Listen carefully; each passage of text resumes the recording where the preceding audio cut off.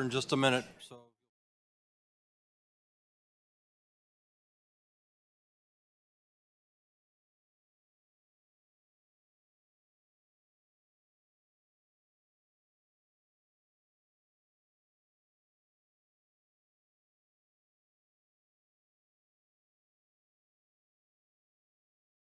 to call to order the April 19th, 2023 City of Fort Lauderdale Planning and Zoning Board.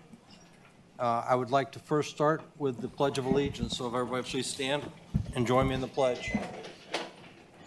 I pledge allegiance to the flag of the United States of America and to the republic for which it stands, one nation, under God, indivisible, with liberty and justice for all.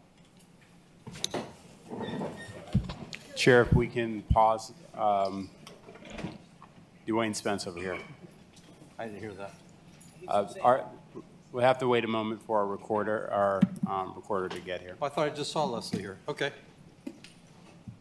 Does that mean we have to say the pledge again? No, sir, we can inform her of the bit. Mr. Weymouth, I have a motion when it's appropriate. You have a motion? I have a motion. Okay. I don't know if we can do it without someone there to record, so. You cannot. Please wait for the minutes taker to arrive. Thank you. Saying word. All right.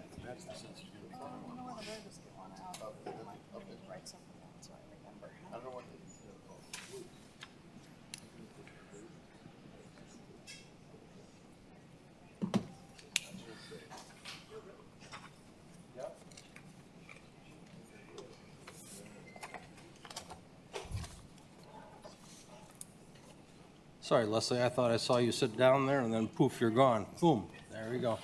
Do you want us to repeat the Pledge of Allegiance for you? No. You want to say it by yourself? All right, so before we get started real quick, and Mary says she's got a motion, but I first need to make sure we have a quorum. And before we have a quorum, just so you know, we like to move things along pretty rapidly, so we've turned the air as cold as it'll get. And so hopefully that'll keep the conversation to a minimum. And also, the only restrooms we have tonight are the two portalets that you saw out in the parking lot, and that's not a joke, folks. So let's move it along. Before we go any further with approval of the minutes and all that, I'm going to determine a quorum. Starting to my left, I have Brad Cohen, Jay Scheckman, Patrick McTeague, and Steve Gannon. To my right, I have John Barranco, Mary Fertig, Sherry McCartney, and Bill Rotella. Now that we have a quorum, could I get a approval of the minutes from our March meeting? Excuse me, can I make a motion before you do that? I thought I'd get through all this before we start the agenda. Okay, I think it's, something should come at the beginning of the agenda. I was going to do it before we started the agenda, but after we got all the formal stuff in. So do we have a motion for the March meeting? Move to approve the minutes. Moved by Second. Patrick McTeague. Second? Second. Steve. Who was that? Steve? Steve Gannon, thank you. Any further conversation? Hearing none. All in favor, say aye. Aye. Any opposed? Hearing none. Motion passes. Ms. Fertig? Yes, thank you. I have a motion. I have copies if anybody needs it. I move that the Planning and Zoning meeting of April 19th, 2023 be deferred until a time certain due to the following reasons. The City of Fort Lauderdale is, number one, under a declared state of emergency. Number two, City Hall is closed. The public has been notified through numerous electronic communications and the media that the City Hall is closed until further notice. Number three, it was not safe for the Commission to hold a meeting in person last night, April 18th, 2023. Number four, the City Commission did not feel safe to meet in these chambers yesterday, but is requiring and taking on the liability of having staff, advisory board members, and residents meet in this room. Number five, the public documents upon which decisions will be based for 6 planning and zoning cases were not available for public review until after 4 p.m. today. This is not reasonable notice under the Sunshine Law. Number 6, Attorney General Opinion 3-53 says, in the spirit of the Sunshine Law, the City Commission should be sensitive to the community's concerns, that it be allowed advance notice and therefore meaningful participation on controversial issues coming before the commission.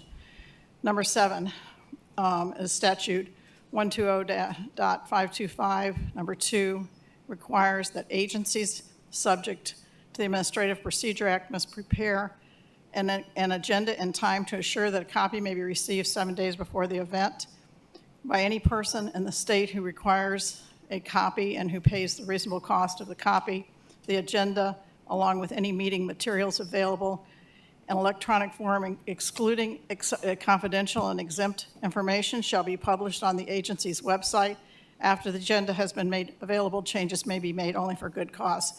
I would like to say that today's backup materials were not available until at least after 4 p.m. today. I don't think that meets the Sunshine Law requirement for public notice. And I have brought the 381-page manual with me, but in the light of the fact of the penalties that could be present if we meet in violation of the Sunshine or if someone alleges a complaint, I would request that we defer this meeting. My suggestion is for 2 weeks so that we can give proper notice for all of the 6 projects we're hearing. And that's my motion. Thank you. Thank you. We have a motion. Is there a second? I'll second that. Who is that? Jay, Okay, I Jay. agree with some of the things stated. I think before we have any more conversation from up here, I don't know whether this interim city attorney would like to weigh in on this. Actually, before you do that, Dwayne, let me just introduce you and the rest of the people so that we know who we're hearing from. So we've got with ourselves Dwayne Spence, the interim city attorney here this evening, Jim Hetzel, Yvonne Redding, Adam Schnell, and Tyler LaForme from the, what are you guys now, the DSD? Can I just stick with that? Ella Parker, Planning and Zoning Staff Manager. Thank you. And I think that's everybody but Leslie Harmon, our prototype. So Dwayne, can you give us a little, before we start conversation up here, a little perspective from your... Sure. I would like an opportunity to actually see a copy of the motion, but I can address some of the things that I heard off of memory from what I've heard stated by Member Furtick.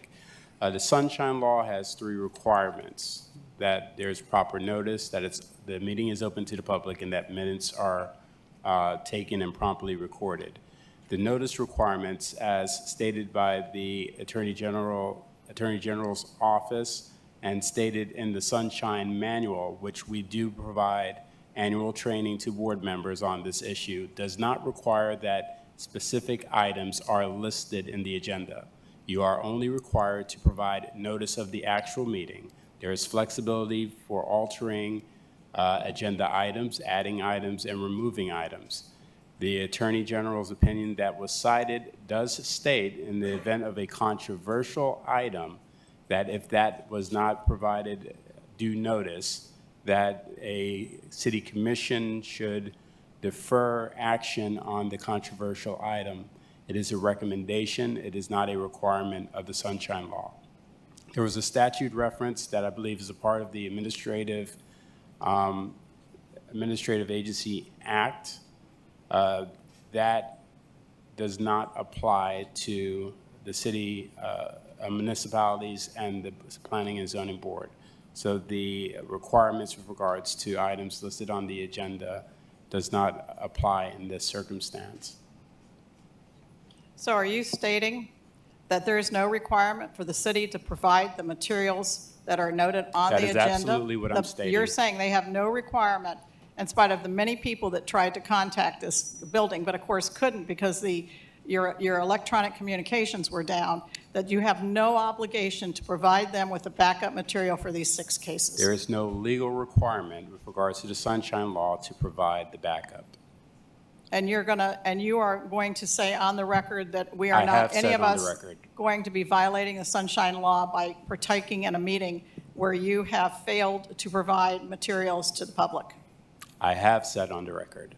Okay, thank you. Notice has been provided. The meeting is open to the public. Minutes are being recorded.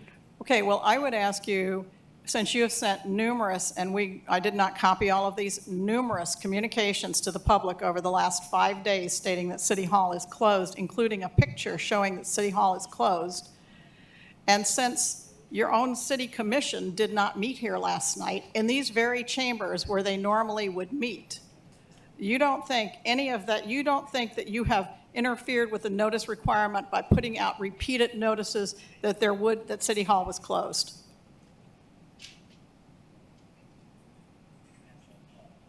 Oh, me personally? Yeah. Are you and the city, well, you're speaking on behalf of the city of Fort Lauderdale because that would go to the Sunshine Law being noticed if people I'm believe the meeting was I'm canceled. advising the Planning and Zoning Board that this meeting has been properly noticed pursuant to the Sunshine Law, which is the question that was posed. With regards to the impact of other notices that have gone out, I don't think that there was any direct notice that indicated that this meeting was canceled. You don't think a notice that says City Hall is closed is notice that you're not meeting in City Hall? No notice has gone out saying that the Planning and Zoning Board meeting is canceled. Okay, well, I'm going to disagree and say that in the spirit of the Sunshine Law, which calls for making sure that the commission is sensitive to the community's concerns, that it be allowed advance notice, and when that advance notice says City Hall repeatedly, City Hall is closed, I think that sends a message. And so I'll be making this motion. Jay seconded it, and thank you. Okay. So we have a motion from Mary and a second from Jay. Is there any further conversation from the dais before we vote on this? I had a question about one of the items. Why is the building closed? Does anybody know? Anybody from staff or city attorney know why the building is Chris, closed? would you know? Is that in your purview or, well, hey, you, Mr. City Manager, good evening. Hi, good evening, board members. Greg Chevrier, City Manager. The rest of the city is closed because we are restoring the building entrance and exits and the elevators, and we have a variety of construction staff and electrical experts that are coming in and out of the building. We are able to isolate this side of the building for your meeting, and as such, we've never canceled this meeting. Is there a reason why the commission didn't meet here yesterday? I mean, they said it wasn't safe, and by the way, you showed a PowerPoint that says City Hall, no access through the remainder of the week. You presented that yesterday at the City Commission conference meeting. And so what I want to say to that is we had the City Commission meeting virtual because of the 24-hour notice requirement granted by the governor's executive order. We had to, at that point in time, determine whether we were going to have the meeting either virtual or in person. Because of the uncertainty of the condition of this room and having electrical power and having speaker systems, at that point in time, we determined that it would be best to have it virtual and not take a risk and have the equipment fail. We only came to certify the use of this specific room as of yesterday, 11 a.m. And as such, that is why we never canceled it. And it's true that that meeting yesterday afternoon determined that this would be the last meeting to be held in City Hall, and you would be replacing City Hall as a result of the condition that it's in. Yes, that is something that we spoke with the commission just because of the costs that are required to keep this building on. I want to just use an illustration. This building is on life support right now. Question for you. Just for our safety, can you walk us through like what inspections have been done or what has been done to ensure that the building is structurally safe for us to be sitting in it currently? Sure. So we had our building staff. We also have a fire inspector on site for safety, and we also have our Ashbrit contractor that's certified that this room is safe to me. What about the rest of the building? And in light of, not to create fear, but there was just a giant building collapse like last year, and just concerned. So the you rest say of this building. What about the rest of the building? So the rest of the building has cables. It has certain walkways that are obstructed right now, and as such, that is why we have not allowed anyone into the other parts of the building. So when we were originally told that our meeting would be by Zoom, did you have permission from the governor's office to do that? Or you told us we'd be meeting by Zoom, but you didn't get permission from the governor's office? I never said that this meeting was going to be by Zoom. I have an email. No, the email actually, to clarify, said we may hold it virtually, but we did not confirm. And I mentioned that by Monday we would confirm, and then I had followed up and said we'd be meeting in person. Okay, So, I'll pull if- those. If I may, so in the time period after the local proclamation of a local emergency was issued, we were scrambling to coordinate with the governor's office and the state coordinator's office with regards to dealing with public meetings that we had.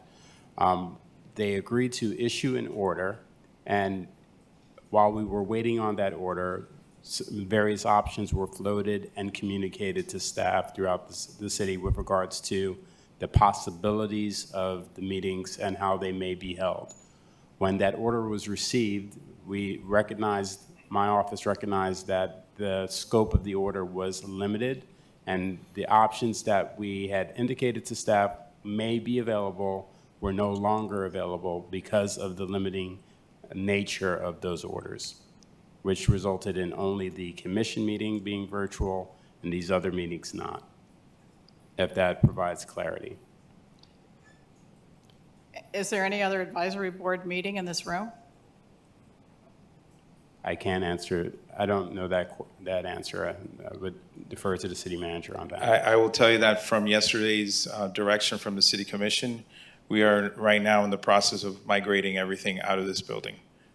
And is the fire system working in this building? Yes, it is. And is the HVAC system working in the building?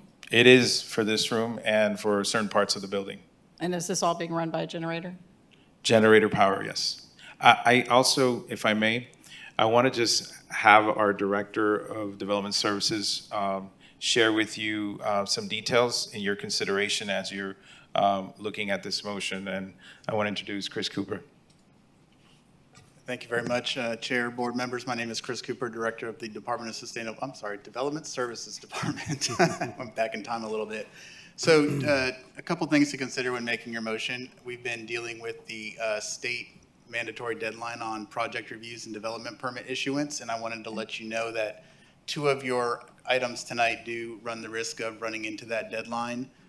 One project has an expiration date of, I believe, May 13th, so if it's not heard tonight or actually tonight, the 30-day call-up would not cover that, and so it does run the risk of having a development permit issued without going through a complete review process. Another project has an expiration date of late June, and if a meeting isn't held tonight or very soon for that item, it does require 2 additional readings before the City Commission and approved final minutes from this board to go forward to the commission. So that one also runs the risk of bumping up against that state mandated deadline. What are those? What case numbers are those? So the case number is UDP S22045. That's the one that expires in mid-May. Let me get the other case number for you. Could you just tell us what number it is? PDD. I think that's number 2, Mary. Sorry, let me grab it.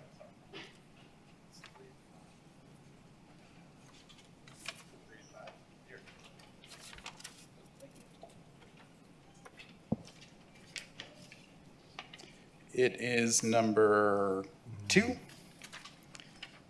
and number 5, UDP PDD 22004.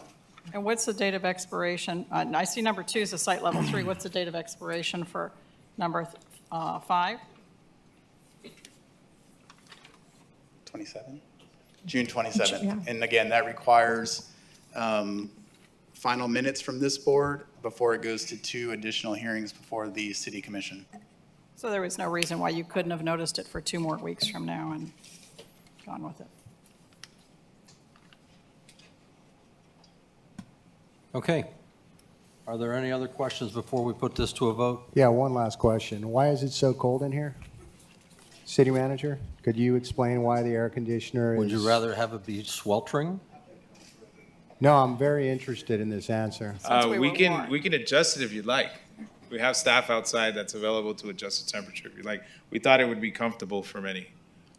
We were warned the room would be cold and to bring a jacket. They told so- us to bring parkas. I'm just curious why. So perhaps someone visited the room yesterday at 11 a.m. It was very cold yesterday. Even though City Hall was closed. And Okay. it is very cold when no one is in it. There was no water intrusion in the building? There was water intrusion in the 8th floor. Was At there the water 8th intrusion floor. in the basement? There was water intrusion in the basement as well. But I thought you meant from roof side. Yeah, because typically people run the AC like this when there's water damage in the building, and this is the best way to dry it out, so that's why I was asking the question. So the So- building has been attended with various equipments to dehumidify and dry the floor and all components of this room and other floors as well. Thank you. Has anyone examined the structure of the building to determine that it's structurally safe to be in? The whole building, the structure, the foundation, the structure? So we had our building official tour the building, and it was all just flooding damage to our HVAC and mechanical equipment on the basement of this building. That's the damage of why the building is inoperable right now and sustained with generators. And I believe the paper stated, or one of the next door stated, that employees are not coming to work in this building right now. Because yesterday we just received that latest update, and because the commission evaluated the conditions to sustain this building, we have determined that it is best to look at a exit out plan. And so, yes, we don't expect to conduct further business here. And we're preparing now plans to move out of the building. Jay, do you have any more questions? No, I'll just pray to God. Thank you. Yeah, John, do you have any questions? I do. No, but just the statement, they're planning on abandoning a building, and we're like the last meeting ever here. I feel like a guinea pig. It feels really weird, and I feel like I'm not getting the whole truth, is what it feels like, so. And I don't see why they couldn't have just reset it for 2 weeks from now, and then we could have had our May meeting as usual. And the only project that would have been impacted is a site level 3. Well, we'll get the opinion of the entire board as soon as we put this to a vote. So when we're done with it. Steve, do you have a question? I do, yeah. I didn't get the details of what would transpire with those expiring projects. Could they be extended? Could we extend them, or does the city extend them? Is that a hard date? Is there going to be a real problem? So to answer your question, the city cannot extend them. The applicant has to offer either a waiver or an extension. Okay. All right. Then the other thing is, how many, can we tell how many people have signed up to speak today? Does anyone have that list? If not, I'll ask them to raise their hands, but I want to see how many people have come to speak up on things. I realize there's some folks viewing, but okay, so we have five speaking up. Okay. Lastly, I really thought I was reading backup online, preparing for the meeting, and I thought it was since we had problems, since the floods happened. How long has that backup online not been available? Has it really not been available online? I didn't do it in the last few days, I'm sure, but I probably did it in the last week or so, that's for sure. Can anyone So tell me? I'll answer that question. So Oh, thank you. the real answer is we don't know. We knew it was available online. We know it wasn't yesterday, and we know we got it back online today. I know in the meantime, I didn't receive any requests or any notification from anybody saying that they couldn't access anything or tried to access and weren't able to. I don't know if any other staff did, but I'm getting some no shakes. So I'm not seeing where anybody was reached out to in the interim and notified or either requested the information. And if somebody had requested it, obviously we're obligated to provide that information if requested. Okay, thank you. But Steve, I will tell you that it was not available online this weekend, and it did not come on till after 4 o'clock today. So I think that you could anticipate that most people, you try several times, and by the way, communicating with the city through email, as we all know, has not been possible since the flooding. Thank you. Microphone. I just have one question. Does the city have any emails from any individuals that say, hey, are you guys, for planning and zoning specifically for this meeting, saying, hey, are you guys going to hold the planning and zoning meeting? Have we received any emails from anyone? No, I have not. No inquiries?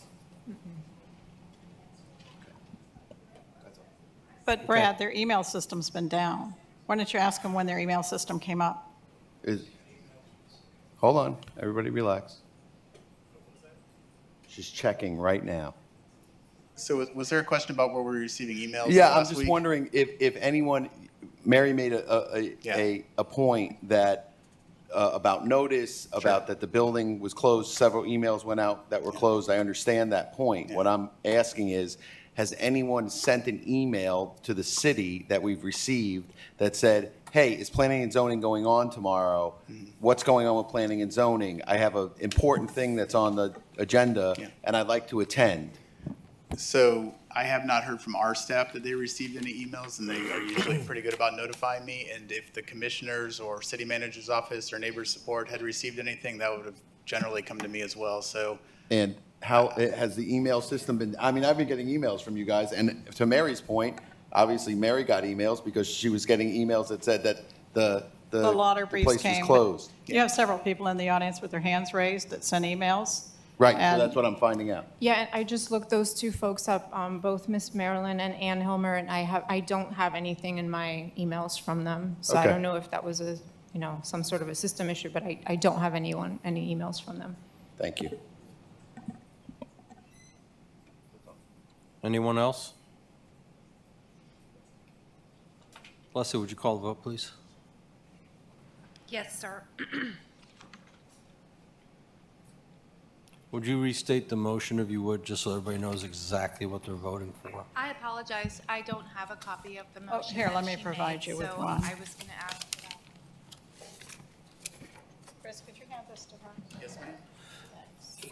Can I summarize it with saying that the basis of the motion is to,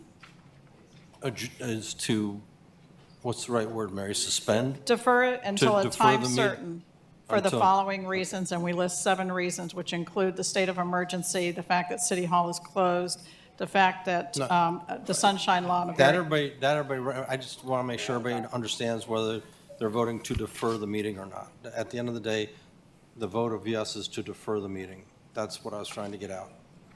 So Mary, Leslie, if you would please call the vote. Yes, sir. Mr. Scheckman. Yes. Excuse me, Ms. Chair, do you need to take comment on a motion made by the board? Comment from who?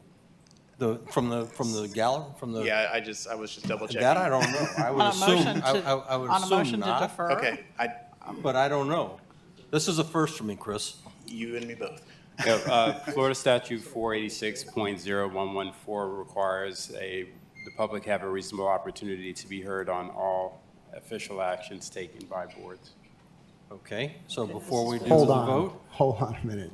We have been advised in the past that it was not open to the public if it was an administrative issue.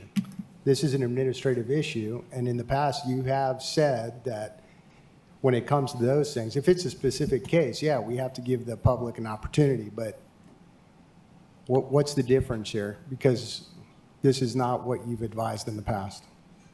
I may be able to resolve this. Is there anybody that wishes to speak on this? We've got 3 people that want to speak on it. 4, 5, 6. All right, so let's, Dwayne, and we'll wait for your response.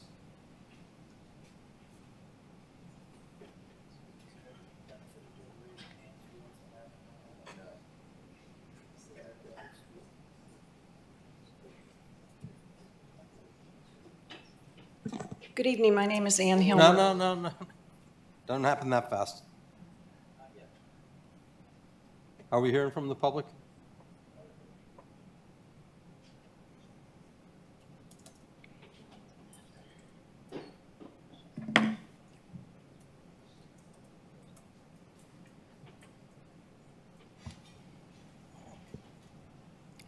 Statute speaks to official action.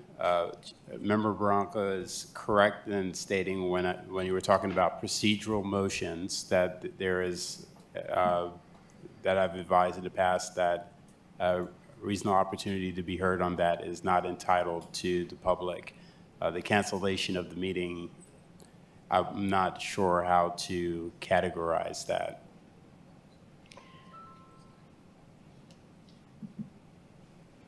Is that true? Just to be clear, I moved to defer, not cancel. I know, I was trying to pick the words right. So. Okay, then the So to public be does safe- not have a motion to defer. The public does not have an opportunity to speak or weigh in. This is just wrong. Right, no, it's deferral. Right, so a deferral, we've never done that in the past. A deferral. So are we allowing them to weigh in and speak or no? You don't have to. You don't have to, but if you want to, you can. Okay, and that's the board's decision. So do we need to vote on that before we vote on the motion? Or you, No, Chair, I put that decision squarely with you. oh, with me? The big bucks. Thanks, Bill. Thanks. You know what? I'm going to let them have their say. So before you start talking. Yep. 1 minute. I got to swear you all in. Not everybody. We're going to get through this it's- swearing first because we're going to swear a lot here. You won't need to swear them in because this is not a quasi-judicial action. Can you tell this is the first time I'm doing this, folks? Can you tell? All right. So 1 minute, okay? State your name. Good evening. My name is Ann Hilmer. I live in Idlewild. Yesterday, I sent a letter to Ella Parker, and then I copied it, sent it on to Dean Trantalis at both his government address and his personal Trantalis law address, and the other 4 commissioners. And then I forwarded the same letter to Greg Shavaria. So it is requesting that this P&Z meeting tomorrow night, I wrote it yesterday, with the city server down, or residents have no access to the plans and documents for any agenda items, with so many in our community having lost belongings, homes, and livelihoods due to the flooding, the P&Z board will have no idea of how many neighbors have real concerns on these items. This meeting needs to be deferred. Thank you. You're welcome. Thank you for keeping it under a minute.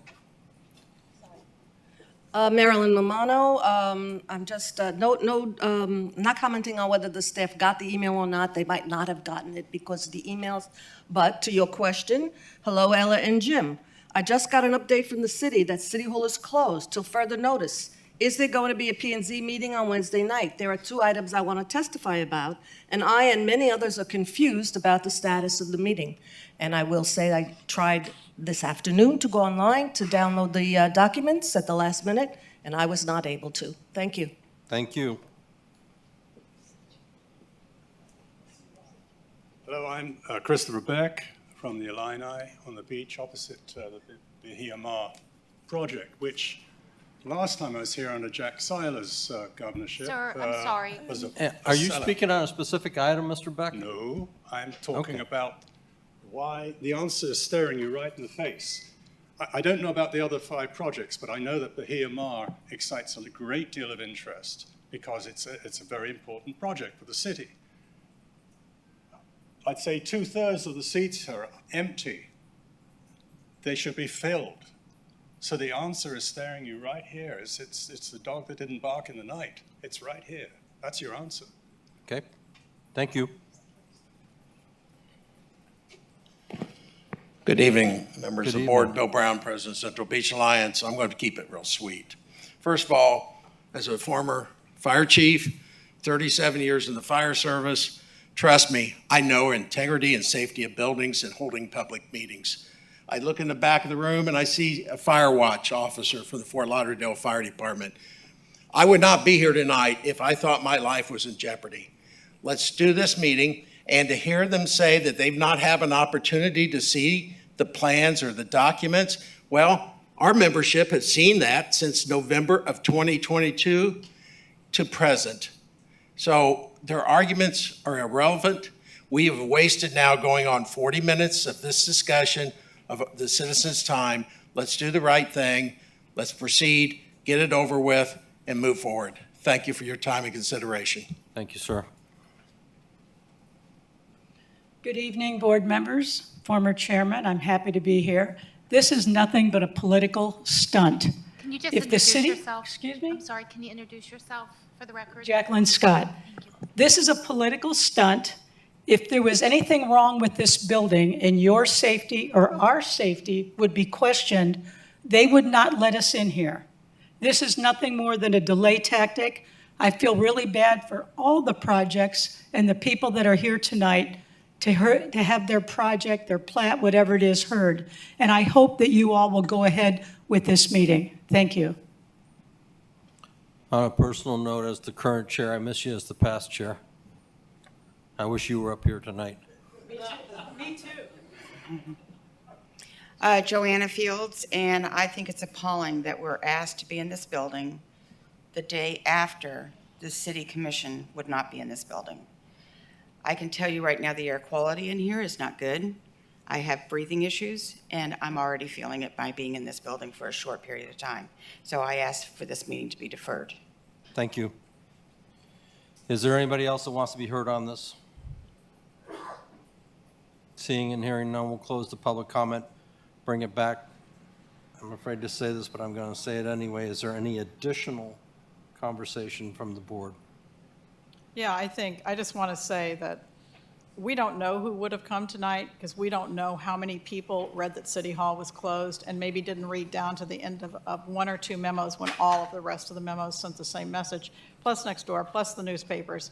I mean, we don't know. And I just think in the fairness of any project, I don't want to focus on one project, in the fairness of any project that's being built in someone's neighborhood or that someone has a connection to, I don't understand why it hurts to wait 2 weeks to get proper notice out to this community and find an alternate location for planning the zoning, the same way our city officials found an alternate location for themselves.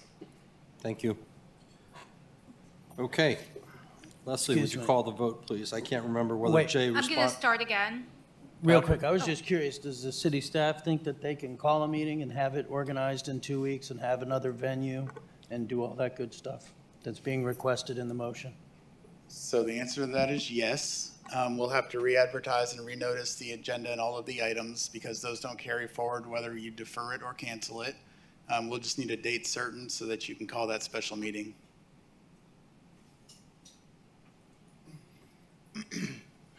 What's the date, sir? Mr. Barranco. What are the options here? Where do we meet? Where are they meeting? What time is available?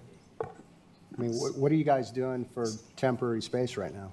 So we are looking at some temporary space. They mentioned at the conference yesterday and had that conversation with the commission that they had a few buildings in mind that they were going to bring a matrix with the different building attributes and costs and things like that for them to consider possibly at a special meeting so they could get that underway. But we will have to find a public space that's appropriately located with enough space and, you know, AV equipment and all that other stuff to make it that we have a meeting that meets all of the requirements of the law and gives people an opportunity to participate. So if you set the date, we'll set the site. And you actually have a library that's within walking distance that has an auditorium. You have a high school that's maybe a mile and a half away that has a brand-new auditorium. You have the county chambers. I mean, there's all kinds of places right here in the downtown that offer us an alternative. Yep. And I will remind you, case number 2, regardless of the date set, the commission is going to have a diminished opportunity to review that project through the call-up process. Yeah, because it's already within 30 days. Okay. For the 4th time, Leslie, call the vote, please. I'm going to start again. Mr. Scheckman, Yes. Mr. Barranco, No.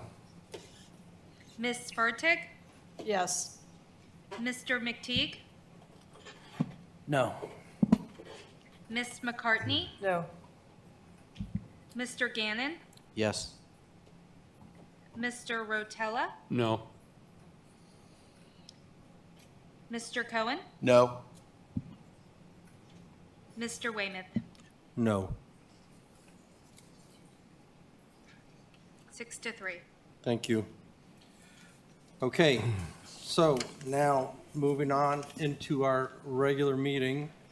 I need to have anybody that plans on speaking tonight, please stand and be sworn in. Dwayne, are you doing the swearing in? I will be. Thank you, sir. Board counsel is online and will participate through the remainder of the meeting. If you would raise your right hands. Do you swear or affirm that you will tell the truth, the whole truth, and nothing but the truth? Thank you. Indicate if I do, and when you approach the dais, please indicate your name and state whether or not you have been sworn. So before we get started, is it the board's pleasure to make the staff recommendations part of each motion on the agenda so we don't have to address it before each item? Yes. Is that a motion, yes? Second? Second. We have a motion, second. All in favor, say aye. Aye. Any opposed? Okay, and then I have board privilege, which I'm going to exercise, that I'm going to shuffle the order in which we're hearing these cases in order to expedite some of the people that don't need to be here that long and keep the others here a little bit longer. So I have not informed you guys yet, but we're going to start off with case number one, which is case number one, case UDP P22005. And let's start with disclosures, starting down with Steve.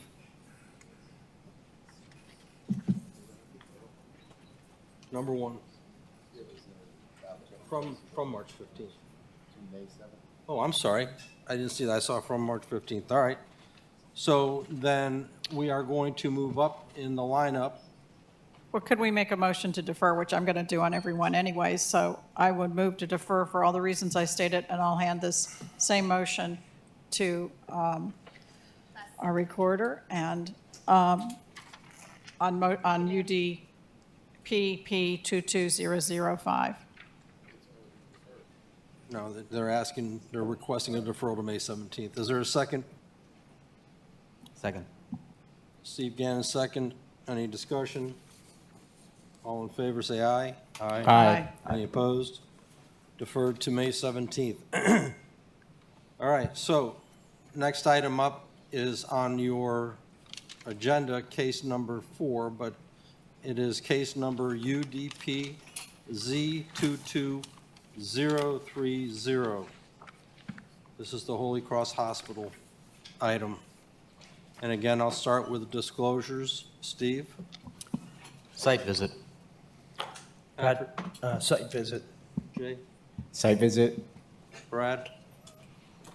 None. Bill? I don't think it's a conflict, but I was involved with the sale of the property to them, and that was long closed, so I don't think I have any issues, and I have no disclosures. Thank you. John? None. Sherry? None. Mary? I visited the site. And And and I would also, I'm going to be making this motion on every single item. Okay. So it's my same motion, if you want me to read it, that we defer to a time certain due to the following reasons, and they're the 7 reasons I stated before. So I can reread it, or I actually have a copy for all of you if you just want to take it, and you'll know that I'm making it, and this time I'm making it for case number Z22030. Dwayne, when it comes to a motion like this that she's going to bring up at every item, is it a motion that is brought up at the beginning or at the end? That motion can be brought up at the beginning. Okay, that's fine. Why don't you circulate the information that you want, and we'll just reference that so that we can try to shorten up this meeting.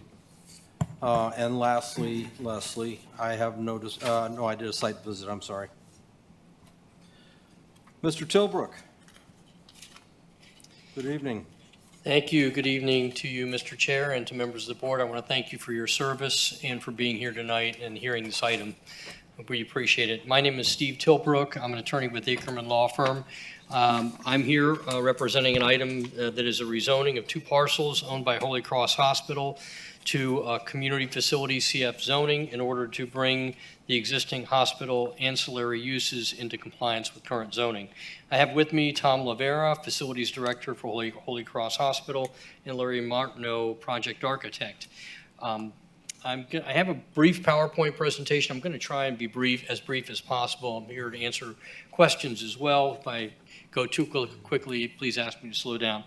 The address is 1930 and 1940 Northeast 47th Street. There's some other addresses that are in your backup, but these are the primary buildings. This is an overall site of the location of the Holy Cross Hospital campus is bounded on the north by Commercial Boulevard, on the east by US 1, and the site that we're talking about today is down here at the very south portion of the site.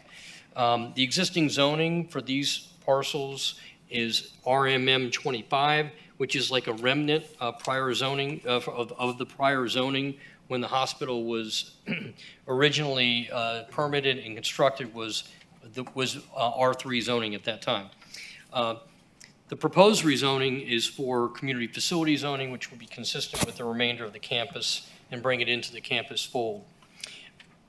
The plan is to rezone 2 parcels to bring it into compliance with current code and to allow a child care facility to be developed on the 1940 parcel. I'll walk you through the PowerPoint a little bit. This is the 1930 building that also has some other addresses, an existing medical office building. And this is the 1940 building, an existing medical office building as well, just to the south of Holy Cross Hospital. This is an aerial photograph showing the 1930 and 1940 buildings that are ancillary medical offices. This shows the existing zoning. The Holy Cross campus is CF, and these parcels are RMM 25, bounded on the south by CB. This shows the existing zoning. We originally submitted an application to include the 1930, 1940, and 1960. 1960 is not owned by Holy Cross Hospital, and they requested to not be part of the rezoning, so we removed them from the rezoning application at their request. This is the proposal, is to rezone these 2 parcels to CF to be consistent with the rest of the campus. Let me give you a little bit of history. The history is this property has been owned and operated by Holy Cross Hospital for over 50 years, and during that time it's been used as medical office accessory to the hospital. Property was developed with hospital and medical uses under the prior R3 zoning, which permitted hospitals and medical offices. Under our old zoning code, you could build those community facilities in the R3 zoning district. In 1997, the city adopted the ULDR, which is a comprehensive redo of our zoning code. And it created, in that time, the CF zoning category and rezoned the rest of the hospital campus to CF zoning. However, this parcel was not rezoned to CF. There was a lot of discussions about bringing all the parcels into compliance with CF. For some reason, this one wasn't. I wasn't at that hearing. I was following it at the time, but I wasn't there to know why. We believe it was a glitch, that it should have been rezoned to CF at that time. It just was missed, and that this RMM 25 is a remnant. We're here tonight in order to fix the glitch and to bring this property into conformity with the existing conditions. In addition, the hospital intends to reuse the 1940 building and not build a new building, but reuse the existing building as a child care facility to accommodate the employees of Holy Cross Hospital. That's called a corporate on-site child care facility. It requires a conditional use approval under your code. So we will be back, if this rezoning is approved, we'll be back with a conditional use approval and site plan approval for the child care facility. I'll show you, this is the 1930 building. It's medical office, and this is a site plan to reuse the building and to have some outdoor recreation areas for the children as part of a child care facility to accommodate Holy Cross Hospital. So we want to thank you for your time. We're prepared to answer any questions. We included in the backup our narratives that explain how this project meets the criteria for rezoning, particularly for a glitch rezoning. We're here to answer any questions. We appreciate your consideration. Thank you, Mr. Tilbrook. Are there any questions for applicant's counsel before we open it up to the public? Thank you, sir. Thank you. At this time, we'll open up this item to the public. Is there anybody here that wishes to speak on this item? Hearing and seeing none, we'll close the public portion of this, bring it back to the board. Any discussion? Any motions? Yes, I move to defer. Okay, do you want me to read the whole thing into the record or just give it? Members Fertig are already, the motion was heard already at the beginning of the item, I believe. Actually, I think you told him to take the testimony first, which, I did not. oh, you didn't. I thought he was opening it and then taking motions. Well, I still moved to defer, and it was not voted on. So There's a motion to defer. Is there a second? for the reasons stated. There's a motion to defer for the reasons stated. Is there a second? Hearing none. Is there another motion? Motion to approve. We have a motion to approve from Mr. McTeague. Or a second? Second. Second all from staff Mr. Rotella. recommendations. Any additional conversation before we take it to a vote? Leslie, please call the roll.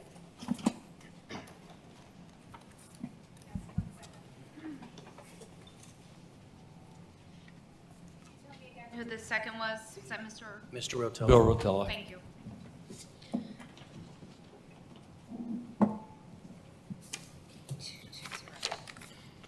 Mr. Scheckman, Yes. Mr. Baranco, Yes. Ms. Fertig, Yes. Mr. McTeague, Yes. Ms. McCartney, Yes. Mr. Gannon, Yes. Mr. Rotella, Yes. Vice Chair Cohen, Yes. Chairman Weymouth. Yes, thank you. Motion passes unanimously. Congratulations. Next item up is case number 3, and we're going to hear it as case number 3, UDP S22046. This is the Jim Moran Foundation item on North Federal Highway. Again, we'll start down. Steve, do you have any disclosures? Site visit. Patrick McTeague, site visit. Jay Scheckman, no disclosures. Brad Cohen, no disclosures. Bill? I'd like to correct what I said before. This was the property that I was involved in the sale of, not the property to Holy Cross Hospital, and no disclosures. John? None. Sherry? None. Mary? I visited the site. And I too did a site visit. Okay. Good evening. How are you? Good evening. My name is Barbara Hall. I'm an attorney with Greenberg Traurig, and I'm here this evening representing the Jim Moran Foundation. They are building a new home on a site on Federal Highway, actually right near Holy Cross Hospital. Just wanted to introduce to you who's here this evening. Val Sousa, who is with the Jim Moran Foundation, 3 representatives of Stiles, Brendan Keating, Dave Siegel, and Jessica Abramson. Stiles has been acting as the development arm for this project. Joaquin Vargas, the traffic engineer, and Rob White with Hastings, who's the architect. So, I just need to make sure. Okay, so the home is to carry out the mission of the foundation, which is to improve the quality of life for the youth and families in Florida. And the Moran Foundation has dedicated $225 million to that cause over its lifetime. Showing you the site, again, on Federal Highway, actually just south of Holy Cross Hospital, between the Macy's and Northeast 47th Street. The site, first of all, as you can see, is pretty barren. There's barely a tree on it, and it's been vacant since 2018 when a medical facility left this location. The site is B1, and it's surrounded by B1 uses. Actually, Oakland Park is to the south. There's RMM 25 to the west, and community business also to the west. Just to briefly show you that this particular project has met or exceeded every requirement of the zoning. The height allowed is 150, it will be 88 feet, and it massively exceeds all the setback requirements. It is, in this part of federal highway, subject to what's called an inter-district requirement, which requires the front 20 feet of the project to be landscaping and hardscaping for the project, and it's meeting that. The building will be 63,151 square feet, 88 feet in height. It's going to be built in two sections. The section that will house the foundation is 5 levels, and the Jim Moran Institute that provides entrepreneurial training for existing businesses will be housed on the left side. It will have 69 spaces of covered parking, 17 outside, and it is going to be developing 9 parallel parking spaces on the adjacent streets. I'm going to the elevations right now, and I'm going to ask Brendan Keating just to briefly tell you about the materials and design, and also Rob White is here. Rob, maybe you want to come up closer, just in case there are any questions. Brendan? Yep. Board members, hello. As stated, I'm Brendan Keating with Styles Development, representing Jim Moran. Just to get back to our elevations, so she was on this slide here. Just quickly, the facade is a precast panel. The lighter tan that I'm pointing to here is a decorative metal panel. The main entrance here in the middle of the buildings, as mentioned, and glass curtain wall throughout. Just a quick summary of what you're looking at. Why don't you just go through the elevation? Yeah, I can keep going. So this is off of Federal Highway, the east elevation we call. Again, a rendering showing some of the landscaping. It will be lush landscape. Again, the east elevation off of Federal Highway. This is the west side of the building. Again, you see the decorative metal panels and the precast panels as well, the precast facade. And a rendering of that as well. And another entrance, you see a second main entrance. We want both sides of the building to look like the front.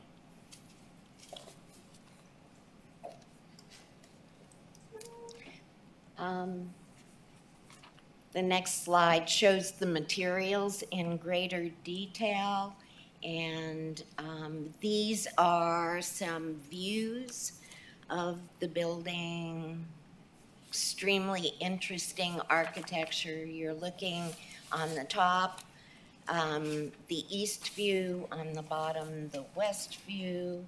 Again, surprising features throughout. I'm just briefly going to go through the levels because we're asking for a parking reduction. I think it's important for you to see the contents of the building and understand why the building, the parking reduction is justified. This is, the ground level will be just the parking level. The next level up is predominantly entry, welcoming, lobbies, and what you see in the aqua color is offices. And I'm going to point that out just because you'll see how little office space there really is throughout the building. The next level is the working level, and this is where all the offices are. It has generous lobby reception areas. It has program rooms for the Institute. But in total, there are 35 offices and only approximately 14,700 square feet of office in the 61,000 square foot building. Just again, to show you that the site is exceptionally well landscaped, with incredibly interesting landscape features throughout. Now, these slides just show you that this project exceeds so significantly all of the landscape requirements in this, 3 million square feet of landscape required, 10 million provided. The idea in this project was to create gardens. Some of them are private just for the foundation, and in the 20-foot area, there are gardens for the public. Again, I'm sorry, views. I'm going backwards. That's the last thing you want me to do, right? Okay, in terms of trees, again, 244 trees where 44 are required. And you can see throughout we've exceeded the landscape requirements. Going to the parking, it's a 63,151 square foot building. Under the ULDR, if it were going to be parked as required, it would be 202. So we're asking for a reduction to 86 parking spaces. Just to show you, in the parking reduction study that was approved by the city, the office parking requirement was based on the actual office square footage. The museum that you see here with a parking requirement is actually a private museum. It's not open to the public. There are archives of the foundation of Jim Moran, and it's a private museum. It's not a public museum. So in looking at the parking requirement from any perspective, the actual office square footage doesn't justify greater parking. The true office space is 14,779. If that were parked at 4 per thousand, only 60 spaces would be required. The number of people using the building doesn't justify greater parking. There will only be 27 employees. And you add spaces for institute participants, number of visitors, and you only have 42 people using it in a day. When you ask, based on the individual offices, how many spaces would require, again, there's only 35 offices. The other reason is Jim Moran Foundation owns and controls the building and the grounds, and they have the ability to control the parking demand and the needs. And they plan to have this facility be the home for the foundation for generations to come. So, and lastly, they wanted to preserve as much of the site for landscaping as they could, believing that it makes no sense to put parking that would not be used throughout the grounds when they're more than adequately parked for their own needs. So, in summary, the building and grounds for the foundation have been thoughtfully designed to create a sense of permanence and to provide a home for the foundation to carry forward Jim Moran's commitment to the community. Thank you. Thank you. Are there any questions of the applicant's attorney before we open up the meeting to a public? Mr. Chair? Go ahead. No, go ahead. I have a couple. You answered one of my questions. I think was there'd be 27 people. How many employees? Is it 27? 27. And in the summary, it talked about a nearby public facility, public parking facility with 700 feet away with a public parking facility. What facility would that be? I don't know where that was. I'm sorry. One last question. Are there events that are going to be held there?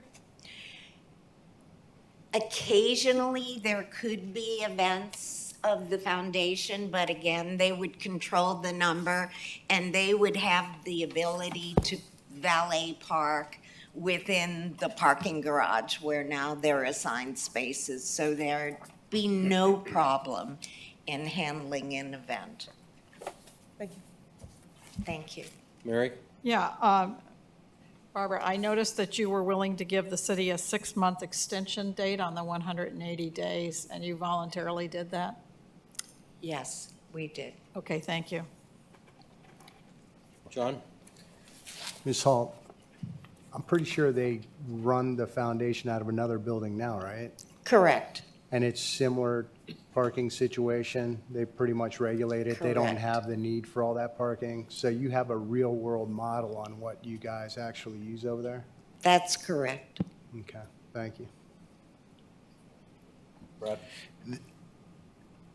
You could put more parking there, but you don't, because of the green space, you feel like that it would be a better use because it's not going to be necessary. Correct. It And would the- be unused parking. And the museum that normally, and Joaquin would probably know this better, but the museum that is listed here, it's a closed museum. No one's going to be coming and going. Correct. You listed it as a museum, but it's really an archive. Because the city was at a loss of what to call it. Right. It's going to have archives, it's going to have some classic automobiles Right. up on the, so, you know, Understand. Thank you so they much. called it a museum. Right. And that if it was a real museum, it would have parking Of requirements. But obviously, it's called a museum, but it's really an archive. They had no other way to label it. That's correct. Thank you. Anyone else? I have a quick question. Barbara, can you speak to the Jim Moran Institute for Global Entrepreneurs? What happens there and how many people are there at any given time? Well, the 6 employees of the Institute are included in the 27 that I mentioned that are employees that will be housed in the building. And they have participants that come for group sessions, and I've included them in the parking calculation as being 15 generally at a time. So So you'll have a room set up for 15 people or whatever to come for whatever well, event you might have? it's not, people apply to the Institute to participate in the program, and they get chosen. And there are a number of people, 15 generally, who go through the program for a period of time, and they will be coming. But we've accommodated them in the parking because in my charts, I put 15 every time, and I was still way under parked for the 86 parking spaces. Wait, I didn't mean overbooked. Who's on first? Anyone else? Thank you, ma'am. Thank you. At this time, we'll open it up to the public for comment. If there's anybody that wishes to speak on this item, please step forward. Seeing none, we'll close the public comment section, bring it back to the board for either comment or a motion.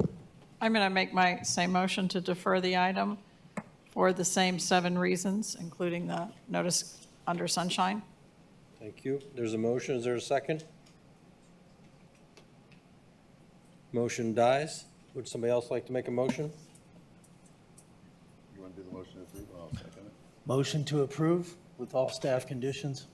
We have a I'll second motion it. from Patrick McTeague and a second from Brad Cohen. Hi, this is Shari. Can I read the resolution? Please.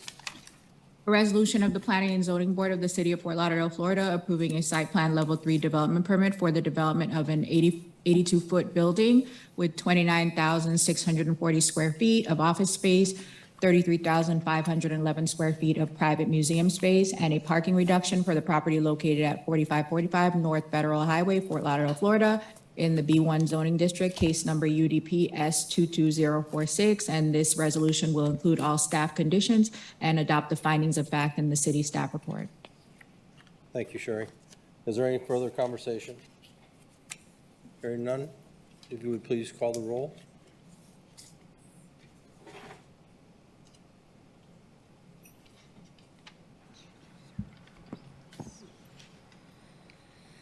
Mr. Scheckman, Yes. Mr. Baranco, Yes. Ms. Furtick, Yes. Mr. McTeague, Yes. Ms. McCartney, Yes. Mr. Gannon, Yes. Mr. Rotella, Yes. Vice Chair Cohen, Yes. Chair Weymouth. Yes, thank you. Congratulations, it passes unanimously. All right, to continue to flex my muscles as the chair, we're now going to move up the fifth case on your agenda to be heard now. That's case UDP S22071. This is the 801 Southeast 19th Street LLC project. Case 6, yes, sorry. Case 6.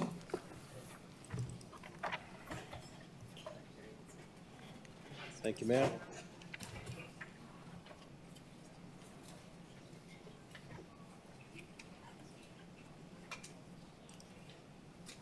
All right, we'll do disclosures. Steve? Site visit and spoke with applicant's counsel. Patrick McTeague, site visit and spoke with counsel for the applicant. Jay? Jay Scheckman, site visit. Brad? None. Bill? None. John? Spoke to applicant's attorney. Sherry? None. Mary? Visited the site. And I had none. Thank you. Good evening, sir. Good evening. My name is Matthew Scott. I'm with the law firm Denamis, going back with an address of 14 Southeast 4th Street in Boca Raton. I have been sworn in. I'm here on behalf of the applicant, which is 801 Southeast 19th Street, LLC. The project name is Miami Road Apartments. I think I'm going to read the room here a little bit and try to speed this up. Here's the project location. You can see with the star. It's on the south side of 17th Street in the Harbordale neighborhood, east of US 1. It's along Miami Road. Interesting property. It has an employment center land use designation, but an RM25 zoning designation. It's interesting because employment center only allows residential development with conditional use, even though the zoning clearly calls for multifamily residential development. As such, this project is a proposed townhouse, 17 townhomes and 2 live-work units. And so we're here tonight seeking site plan approval, conditional use approval for the mixed-use project because of this employment center land use. And then a few yard modifications that I'll explain. And then finally, allocation of 17 flex units. So we need to request those flex units because we're in the employment center land use area. And so here's our site plan. You'll notice that there is an existing alley that bisects the 2 parcels. It was important to the neighbors, I believe, when we met with them, that this be maintained. And so the public access to this neighborhood is not only being maintained, but improved. The other thing that we did that you'll see in the site plan is we have a main driveway that separates the 19 units. The idea there was to eliminate back out parking, right? That's an older sort of design element that we see a lot in the city that is not a preferred design element. It's better if we get the cars off the road and not have them backing out into the street. So what we have here is this central drive aisle that allows the people that will be living in these units, if approved, to access their garage from one main access point. In addition, what you see on the south side of the site plan is 3 parallel parking spaces. So the site has 42 parking spaces for these 19 units. You'll also note that on the north side of the site is a pool that will be an amenity for the residents. Finally, on the east side, so along Miami Road, we have 2 plazas. So this was something that came up during the DRC process as something that was encouraged to enhance the project and sort of promote the walkability and pedestrian activity in the area. So not only are we adding this plaza, but we're also adding 7-foot sidewalks on the east and south side of the project where there are no sidewalks currently.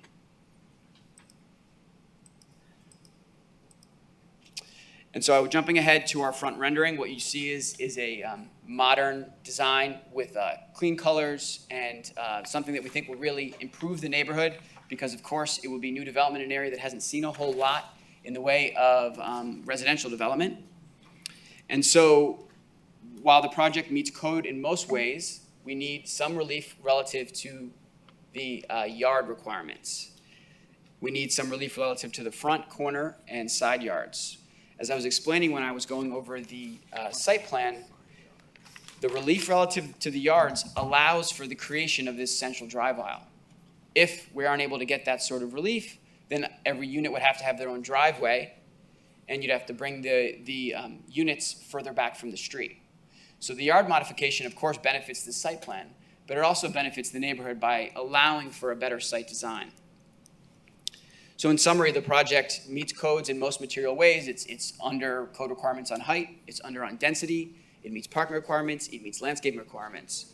But the project benefits are, of course, a brand new project in the neighborhood with brand new sidewalks, new plazas, of course, great new landscaping, and then, as I said before, the elimination of this back out parking. I didn't mean to rush through this, but your staff report was very thorough. It noted how we meet the various code criteria. And while this is a conditional use application, as many of you know, Harbordale, this area, is primarily residential. There are a few warehouses. It's really not an employment center area. And so in all material respects, this project is compatible with the neighborhood and in keeping with the overall scale and vibe of this area. I'm happy to answer any questions you may have. Thank you. Thank you, sir. Are there any questions of the applicant's counsel before we move to the public hearing? Thank you, sir. Is there anyone from the public that would like to be heard on this item? Marilyn, come on up.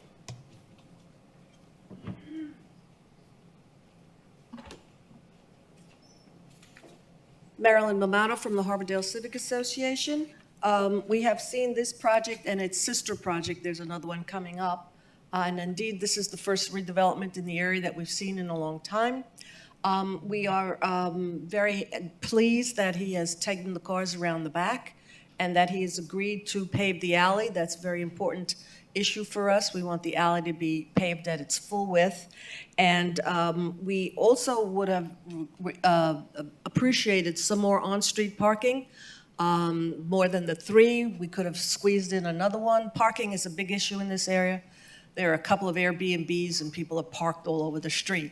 So on balance, we think this is a very good project, and we think that it's worthy of your consideration. Thank you. Thank you. Is there anyone else that wants to be heard on this item? Seeing none, we'll close the public portion of this item, bring it back to the board for conversation or a vote. I have or a motion. question for the staff. Where are they in the 180 days on this process?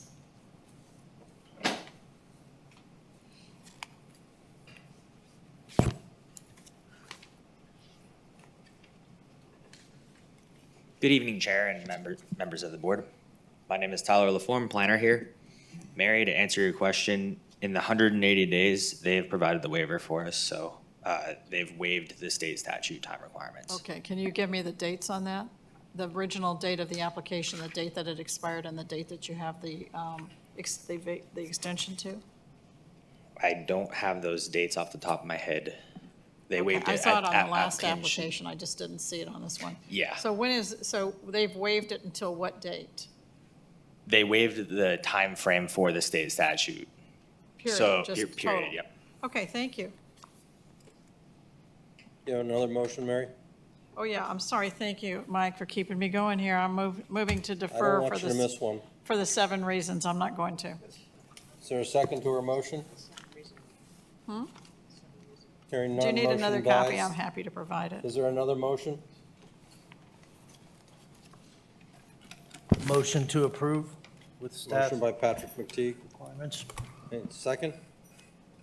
Second. Jay Second by Schechtman. Jay Schechtman. Any further discussion before we vote? Yep, just one discussion item, and I could ask the applicant, because I don't see a condition here on this alley paving. I see it on the plan, but what did the applicant agree to as far as paving the alley, the full length of the alley or just the length of the alley abutting the property? Happy to answer that. We agreed to pave it for the length of the parcels that Okay. we're on both sides of. Pretty typical. And we're fine for that being added as a condition. It's no issue. And that's straight out of the code, so I just wanted to be sure that that was being done. Yes. Nothing more, nothing less. Are you trying to speak? Sherry, would you like to read into the record? Yes, a resolution of the Planning and Zoning Board of the City of Fort Lauderdale, Florida, approving a conditional use permit for a mixed-use development, which includes the allocation of 17 residential flex units, 2 live and work units with office space and yard modifications for the property located at 801 Southeast 19th Street, Fort Lauderdale, Florida, in the residential mid-rise, medium-high density district, case number UDP S22071. And this includes all staff conditions, including paving the alley, and this incorporates the findings of fact in the staff report. Thanks. Thank you, ma'am. Okay. Leslie, if you'd call the roll, please. Yes, sir. Mr. Scheckman? Yes. Mr. Baranco? Yes. Ms. Furtick? Yes. Mr. McTeague? Yes. Ms. McCartney? Yes. Mr. Gannon? Yes. Mr. Rotella? Yes. Vice Chair Cohen? Yes. Chair Wayman? Yes. Motion passes unanimously. Thank you. Okay, next up is what was case number 2 is now case number 5, UDP S22045. Steve, disclosures, please. Site visit and spoke to applicant's backup counsel. Patrick McTeague, site visit, spoke to counsel for the applicant. Jay? Jay Scheckman spoke with counsel to the applicant. Mr. Cohen? Spoke with counsel for applicant. Bill? Site visit and spoke with applicant's counsel. John? Microphone? Site visit and spoke to Robert Locker. Sherry? I spoke with the applicant's counsel. Mary? I spoke with Mr. Lockery and I visited the site. And I did a site visit and spoke with the applicant's counsel as well. Mr. Lockery, good evening. Hi, good evening to the chair, members of the board. My name is Robert Locker on behalf of the applicant. I'm joined tonight by the principals of the development team as well as the owners, Phil Procacci and Jeff Lapidus, who are here, along with our architects with RLC, Juan Quedo, our civil engineers with Flynn, as well as our traffic engineers. The request before you is a conditional use approval for a mixed-use project located at 1040 Bayview Drive, which is what's on your screen. It's in the northeast corner of Sunrise Boulevard and Bayview Drive.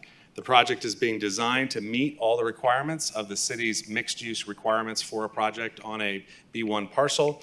It's comprised of 180 residential units, commercial space on the ground floor facing Sunrise, which I'll show you in just a minute, office space above that facing Sunrise, and then on the south side, a ground floor commercial space as well.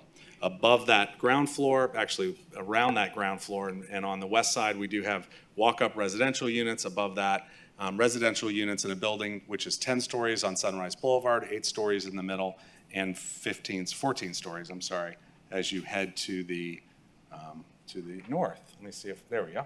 Here's a close-up of the site, showing you a little bit more clearly. You all know it is where the 7-Eleven was or is, at the corner of Bayview and Sunrise. The entire block, the office building that was there, will be raised for this development, along with the 7-Eleven and the gas station. What I've done now is, unfortunately, this is kind of tilted on its side, but if you're looking at it from this view, Sunrise Boulevard is now on the right, so that's actually to the north. On the right, on the south.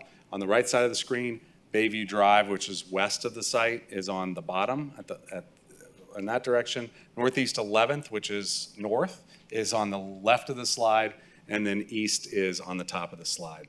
One of the things that this site includes, as it's an entryway into Coral Ridge, is a new grand entryway on the east side of Bayview Drive. We already have George English Park on the west side, which provides a lot of green and open space. The building has been set to set back at this corner. I'll show you what those renderings look like, and to provide a very significant public plaza at that corner.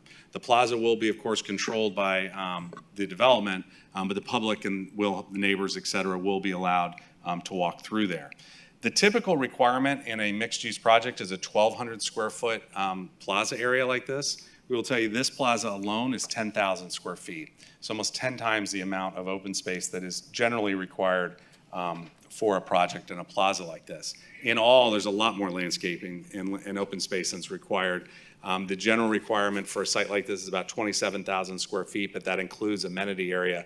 This site has 27,800 square feet on the ground alone, not even including the amenity above.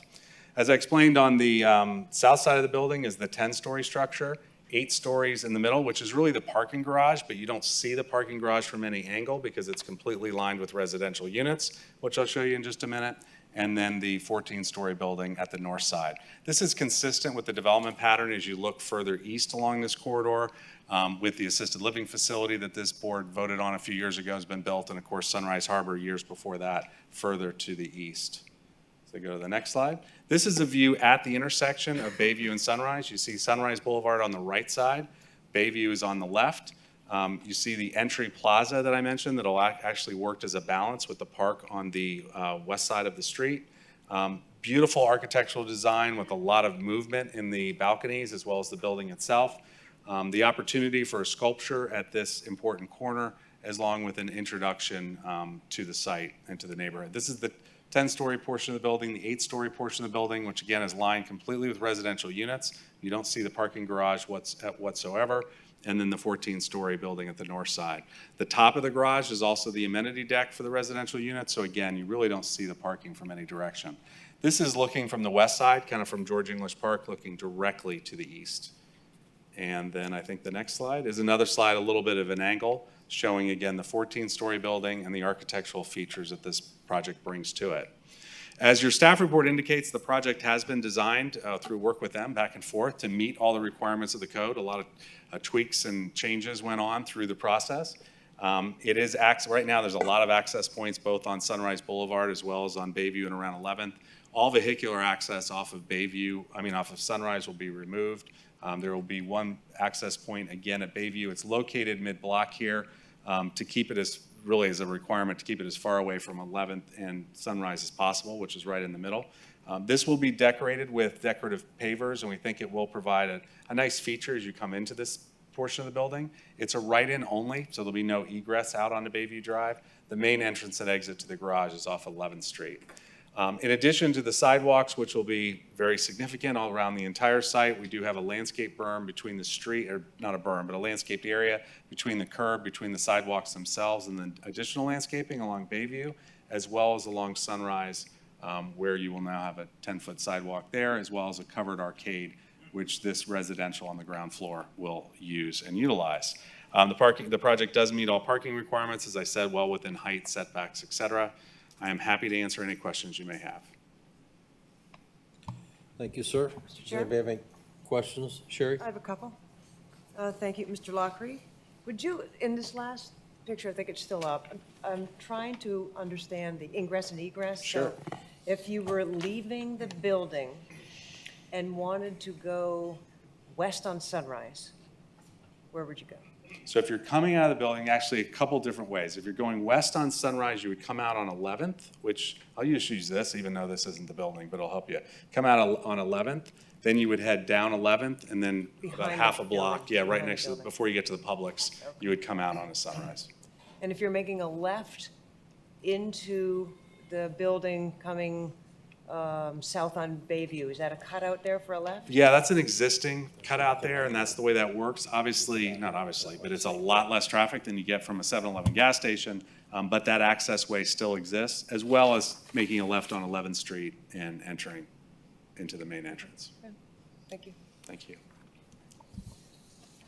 Mary? Yeah, I have a question. Robert, I'm noticing on the 180 days, there's not even time for the commission to call this up if they should decide to. I know it's a site level 3. So I know, when did you first submit this? Am I going to assume September of 2022? It would have been submitted in September, maybe a little bit earlier, but probably about September. And the commission will have an opportunity to call it up at their next city commission meeting. Okay, they could call it up, but then could they hear it at the same meeting? Because we They went could. into this last month, and I think Shari said there wasn't enough time to go through the process. So I guess my question, my question to you would be, Why is it taking so long for this to get through the process? Well, it's a lengthy process. I But will we've say, seen other people tonight who've either extended the process for enough time to, I mean, I'm not just saying this is going to be Sure. called up. I'm just saying it denies the commission the opportunity to when there aren't enough days. So I'm wondering, we've been through this a couple months now, and then I saw these people walk up tonight and give longer extensions. Is there a well, reason why certainly you we don't? would, we typically will work with staff. If staff comes back to us and asks us to make changes to the design of the building that will take time to actually go back to the architectural drawings and revise that, we always work with staff on those kinds of items because we don't want to come forward to the board with a project that they're not supporting. So that's generally where we grant that time. Once we have hearings set and there is an opportunity, then no, ordinarily we would have no reason to give additional time, assuming like we're here tonight and you all are hearing the item. And you're saying it's possible for the city commission to call it up at, what's the next meeting in May? May 2nd, I believe? At their May 2nd meeting? Yes, Because they it would is. have to vote to call it up, and then they would have to have the hearing subsequent to that. They would. So that would be May, if I can add right They could here, have it at that 16. hearing as well. That's happened historically on a number of projects. Or we could consider our options at that point, if the commission, if that was an issue. Okay, thank you. Thank you. Any other questions for the applicant's counsel before we open to the public? I do. Quick one. I noticed there are some amenities there, a pet grooming area, private garages, co-working areas. There looks like also communal movie theaters. Is that where I'm just wondering, do the residents come and watch one movie, or is it a sports bar thing where they watch the games and different TVs? Or All the or- above. So it's, you're Okay. seeing in these, luxury buildings such Yeah. as this, more and more amenities to, I've been in a recent, if anyone's been to a Bears, they have a virtual driving range in the building. So more and more of these projects are including these amenities for the benefit of the residents. Okay, thanks. I'm out of it. Thank you, Robert. Thank you. All right, we'll open the item up to the public. Would you like to, yes, ma'am. Were you sworn in, ma'am? Yes, I was, sir. If you'll please state your name for the record. Abby Lachlan, president of the Coral Ridge Association. I'm going to give you 5 minutes then. I'm not going to need it, but thank you. I'm going to give it to you anyway. The applicant has met with the board and our development committee, and we are in support of the project. We think it's very respectful to the neighborhood. We very much like the fact that the massing is to the east, and you do have that large plaza and promenade. We also really liked the fact that there will be no more exits and entrances on Sunrise Boulevard. That was a real plus for us. And we are very, very glad to be getting rid of the 7-Eleven. That's really been a problem, a property in our neighborhood. And just for the record, I wanted to let you know that I did not know if this meeting was on or not, and I called the 828 number, and they forwarded me to DSD, and they were able to answer my question and say that, yes, the meeting was being held here at City Hall tonight. So thank you. Thank you, ma'am. Is there anyone else that would like to be heard on this item? Seeing none, we'll close the public portion of the meeting and bring it back to the board for discussion or a motion. Any discussion? Mary, would you like to make a motion? Oh, yes, thank you. I will move to defer for the 7 reasons that you have on your paper. I can read it if you want me to. We have a motion. Do we have a second? Hearing none, the motion dies. Is there another motion?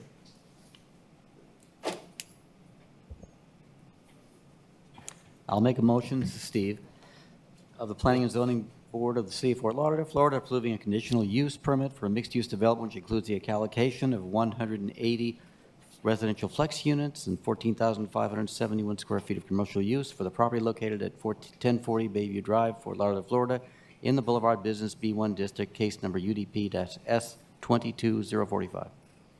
So we have a motion. Do we have a second? I'll second that.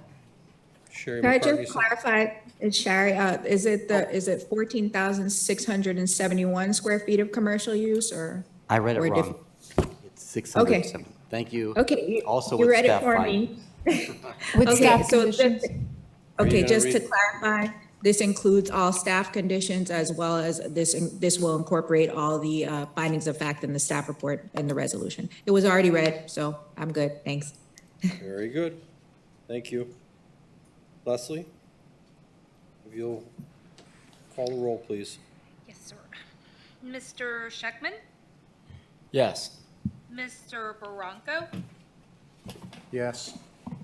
Ms. Fertig? Yes. Mr. McTeague? Yes. Ms. McCartney? Yes. Mr. Gannon? Yes. Mr. Rotella? Yes. Vice Chair Cohen? Yes. Chair Weymouth? Yes. Motion passes unanimously. Robert, don't go far. You got the next one. All right, the last item. Case number UDP PDD 22004. Steve, if you'll start with disclosures. Do we need a break based on this long item, or You want to? Okay, so before we am start too. taking disclosures, let's take a 5-minute break.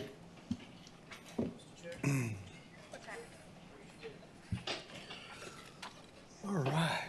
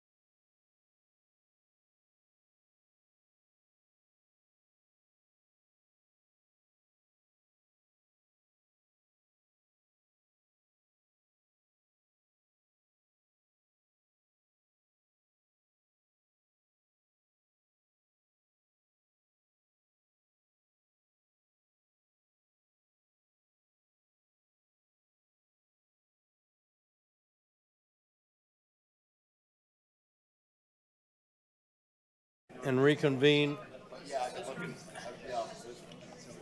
You can still go west. Here, the last item. You know where Betty's is? I like that whole block.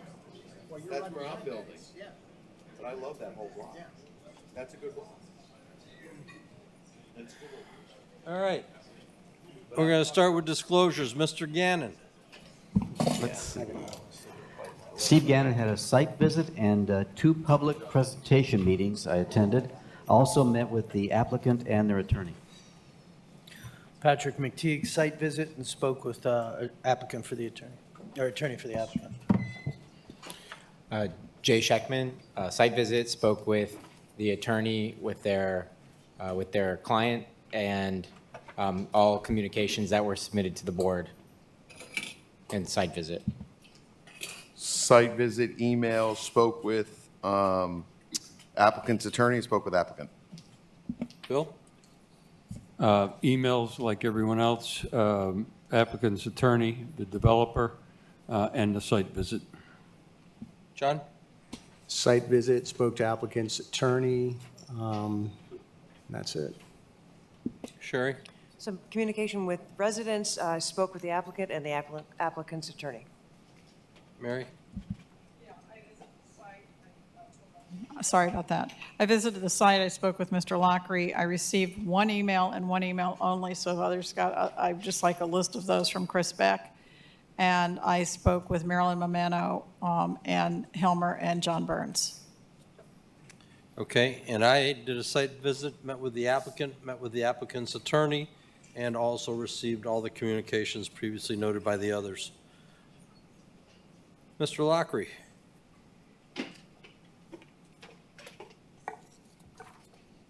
Came up right. Good evening again. Robert Lockery on behalf of the applicant. I am joined tonight by members of our development team, including Jimmy Tate, Kenny Tate with Tate Enterprises, Sergio Rock with Rock Enterprises, John Paul Perez and Nick Perez with the Related Group, as well as our architects with Architectonica, Bernardo Fort Brescia, as well as Patrick Gianni. Our landscape planners, EDSA, led by their principal, Scott Lamont, our traffic engineer, Suzanne Danielson, and civil engineer, Flynn Engineering. The project before you tonight is a requested planned development district rezoning of the BHMR property from its current designation as SBMHA to a new zoning district, which will place certain very specific restrictions on the property.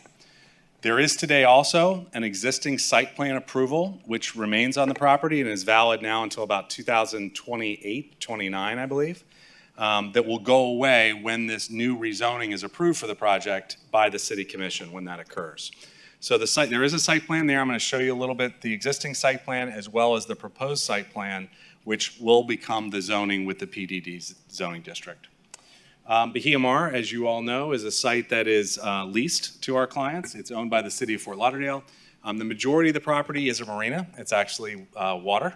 And the minority is the upland area, which you see here, which contains the hotel, as well as some tennis courts to serve the hotel, and then the cruise corner, which is in the upper left-hand corner of this slide, which is at the southwest corner of the site. A little bit of history, and I won't dwell on this in great detail. We can always go back to it. This was the condition of the property at the time it was purchased in 1947. At that time, the Coast Guard station, which had been abandoned already, and the Coast Guard had moved down to the new Port Everglades, that had been built at Lake Mabel, was still there. I think I was going to say, I think at least one board member up here's father was or grandfather was involved in leasing those spaces out in the Coast Guard cottages many years ago. But the property was purchased by the City of Fort Lauderdale. It was mainly what we now know as the beachfront property. The properties to the west were mainly submerged properties. Without getting into a great deal of history, the city did not have the revenue to pay for that purchase from the federal government. The federal government had declared it surplus. They issued bonds. Those bonds were revenue and utility bonds, and ultimately the city leased out the property on the west side of A1A. This is a view on the day of the city closed on the property. And this is what eventually was built, this beginnings of this marina. At this point, it was kind of a motel. There was well, first there was a shopping center, then a motel was added. But one of the really important elements that you'll see as you go through this slide is a lot of the submerged land was actually built upon. What we now know as the Bahia Mar Peninsula got much bigger over the years. This was a slide from the early 1950s. Here's a slide in the early 1960s. This is after Illini was built, but yet the area was still being filled in. And what you'll see in the present day slide is that the area between where the motels were, those have long been since torn down and new hotels been built on that site, have been filled in, and the property's gotten much wider, particularly to the north. In fact, the last large addition of new fill was put in as late as the 1980s. One of the things that did occur when the city purchased all this property is there was a resolution of the city commission that then went to the voters of the public to declare that everything east of A1A, the beachfront you see in this slide, would remain public space and open space. They did, though, of course, continue with the leases on the west side, and that's what you see today. One of the things that's telling about the property today is, besides the beachfront, which is not part of the actual lease, this is the leasehold, it's really not that open to the public. Obviously, a lot of folks from the public come to the site during the boat show. Very important part of Fort Lauderdale, and the home of the boat show is at this site. But unless you're coming to the boat show, unless you're coming for a wedding or a bar mitzvah, or staying at the hotel, most of this peninsula is really not available to the public. Sure, you can sneak in and drive around, but you have no reason really to be there. The project that was approved in 2017, which is still valid and remains in effect, added a lot more public amenities for the general public. And importantly, what it added was a boardwalk about a quarter mile around the entire perimeter of the site. You can see with my hand, which would begin at the northern end of the site. By the way, I kind of jumped ahead. The beach and the east is on the bottom of the slide. The north is on the right of the slide, and all the slides will be oriented this way. On the top is the west, and the south is on the left side. So there's a boardwalk that's included in this original plan that will come around along the marina, extend along the face of the docks, all the way around the property, and then extend down to this marina village. That was an important part of this component, as well as some public green spaces located in this location, located in here, and another public green space located here. So this site plan does begin to bring people onto the site, and it has that advantage. As you can see, though, those spaces are kind of split up, and I know there was a lot of criticism of that particular issue when the project was approved by the commission.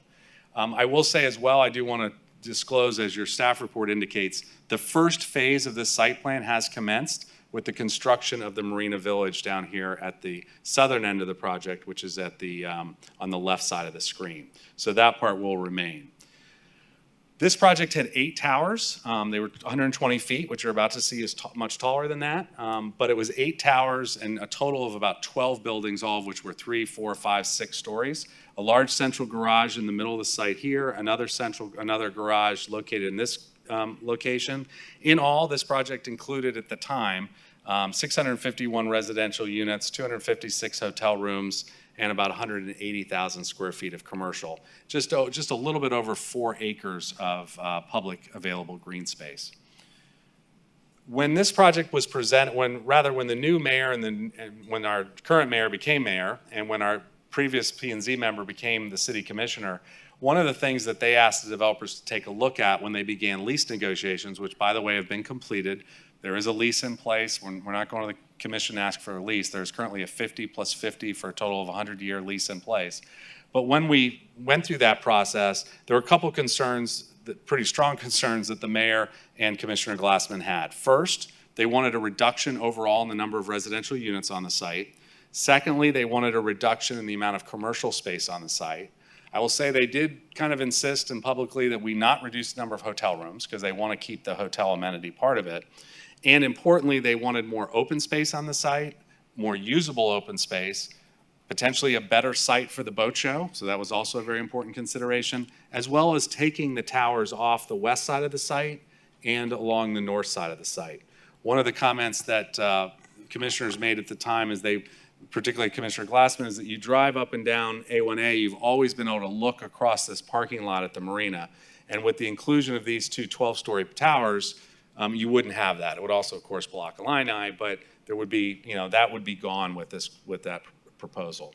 So the new proposal, which is before you now, and which was attached as an exhibit in the city's leasing tenant capacity, but not as a regulatory capacity. So now you're reviewing it as the first step or second step in the regulatory capacity, is a project that opens the overall site up by focusing the hotel and residential uses, focusing them and concentrating them in the middle. It's also important to know that it's a reduction of all the previous approvals that we talked about. The project includes 350 residential units down from 651, same number of hotel rooms, and includes about 80,000 square feet of commercial down from the 180,000 square feet. So a reduction in units, 350, I should say, residential units, the 256 hotel rooms, and 60 furnished branded hotel units as well that'll be sold as condos. So down from 651 units to about 410, et cetera.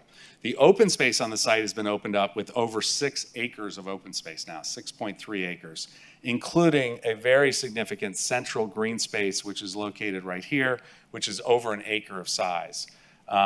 This will still be connected with the boardwalk, which begins now at a waterfront restaurant at the northern end, continues along this boardwalk all the way through to the central green space, or vice versa, back along the dockmaster's office, and then circulates back to the Marina Village.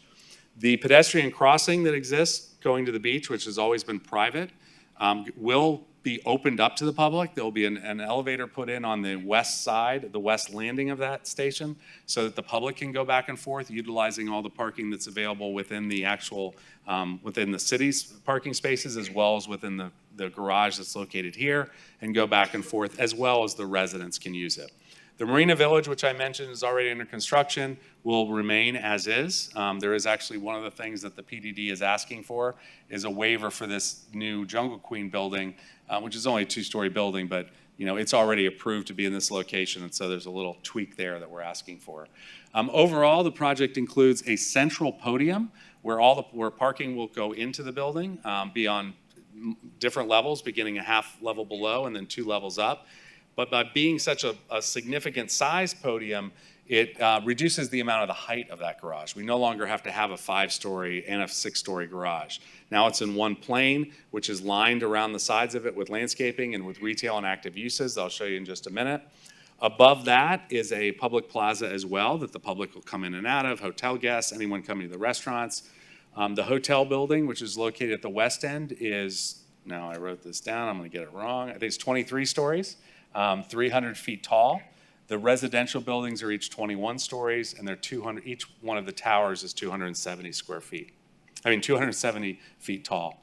What you get, and I was mentioning this about bringing the number of buildings down and focusing them, concentrating them in the center, opening the rest of the site up to the public and to green space, is really seen from this exhibit. On the left is the approval that's in place now. It's the approval that will go away if the City Commission ultimately approves the project on the right. These buildings on the right are taller, but as you can tell, obviously they're much more slender buildings. We think they're more elegant when you see some of the design elements because we were able to work with a taller structure. You no longer have the garages throughout the building, and importantly, you no longer have these buildings on the west side, which frankly were pretty spectacular units because they had views downtown as well as up and down the intercoastal. And you're also removing these 2 buildings, which had unobstructed views really to the beach and west. But focusing it in the center here, leaving this area open and leaving the entire western edge open as well. So the other thing this rezoning does is now rezone it to what you see here. I mentioned that over the years, starting in 1947 through the 1980s, the area continued to be filled in. This will now rezone the water marina area as water marina. The site plan becomes the zoning. In addition, the building itself and the density, the number of parking spaces required, et cetera, will also become the zoning. And that's important because the overall, just to give you a couple examples, the density that's allowed on this site today is 48 units per acre. That would allow a lot more units that's being proposed right now. We're actually reducing it, including all the land, down to about 10 units per acre. So the new zoning will change forever the 48 units per acre that the property is entitled to and change that to 10 units per acre if you're looking at the whole site. Or even if you were just looking at the upland site, it's 26 units per acre. And that's specifically spelled out in your staff report and part of the zoning. Similarly, the amount of landscaping and open space will be tied in and now will become part of the zoning. The minimum podium height, I'll just throw out a couple examples, which is that garage structure. In the current zoning, you're allowed to go up 6 stories with that. Once this approval's in place, that'll be capped at what we're showing here, which is basically 17 feet plus a restaurant level. I'll show you what that looks like. So it goes from a 65-foot garage to, for podiums 3 and 4, a 20-foot high garage. Everything that is in this zoning will now, in this PDD, will now become the zoning. Setbacks will far exceed the setbacks from the property lines. So let's go into another element. I mentioned the boat show. When the lease was before the city commission, again, not part of the site plan, but before the city would sign that lease, they requested that the developer work with the boat show. They actually called in meetings. Both the mayor had a meeting, and then in order not to violate any sunshine regulations, Commissioner Glassman had a separate meeting. Those meetings were held with boat show personnel, with the planners from EDSA and the planners the boat show also had, to come in with a plan that would be better for the boat show than the existing approval. I think this slide kind of shows very clearly why that's the case with this new plan. The residential, the hotel components all lives within its own, I don't want to call it a cocoon because the public's going to be coming in and out of there to use the restaurants, but in its own world. And while the boat show is going on, it will have control of everything around that site, both on the upland area as well, very importantly, of course, is the marina. The restaurant at the far northern piece will stay, but the folks who are in this hotel and the residential units will no longer have to go between boat show tents or find their way through. It's now completely isolated, and both can live very comfortably together. So we think it's a much better for the boat show, and that had a lot of driving force with this site plan. View I'm going to show you now is a view of the park that's on the west side of the property. This is so what you see here are the arrows of where you're looking. This is a view looking to the southwest. Again, across this very significant green space, open space that will be available to the public here. Will be required to be open to the public. There'll be hours of operation, of course, and most importantly, there are times when the hotel can use it if someone wants to have, as I mentioned before, a wedding, a birthday party, et cetera, but those are very restricted under the lease. Otherwise, that area is open to the public. I should also say, of course, also during when the boat show's there. Boat show needs all this area both to set up, to have the show, and set down. But for the rest of the year, the public will have complete access. And if you buy a ticket, you can go during the boat show as well.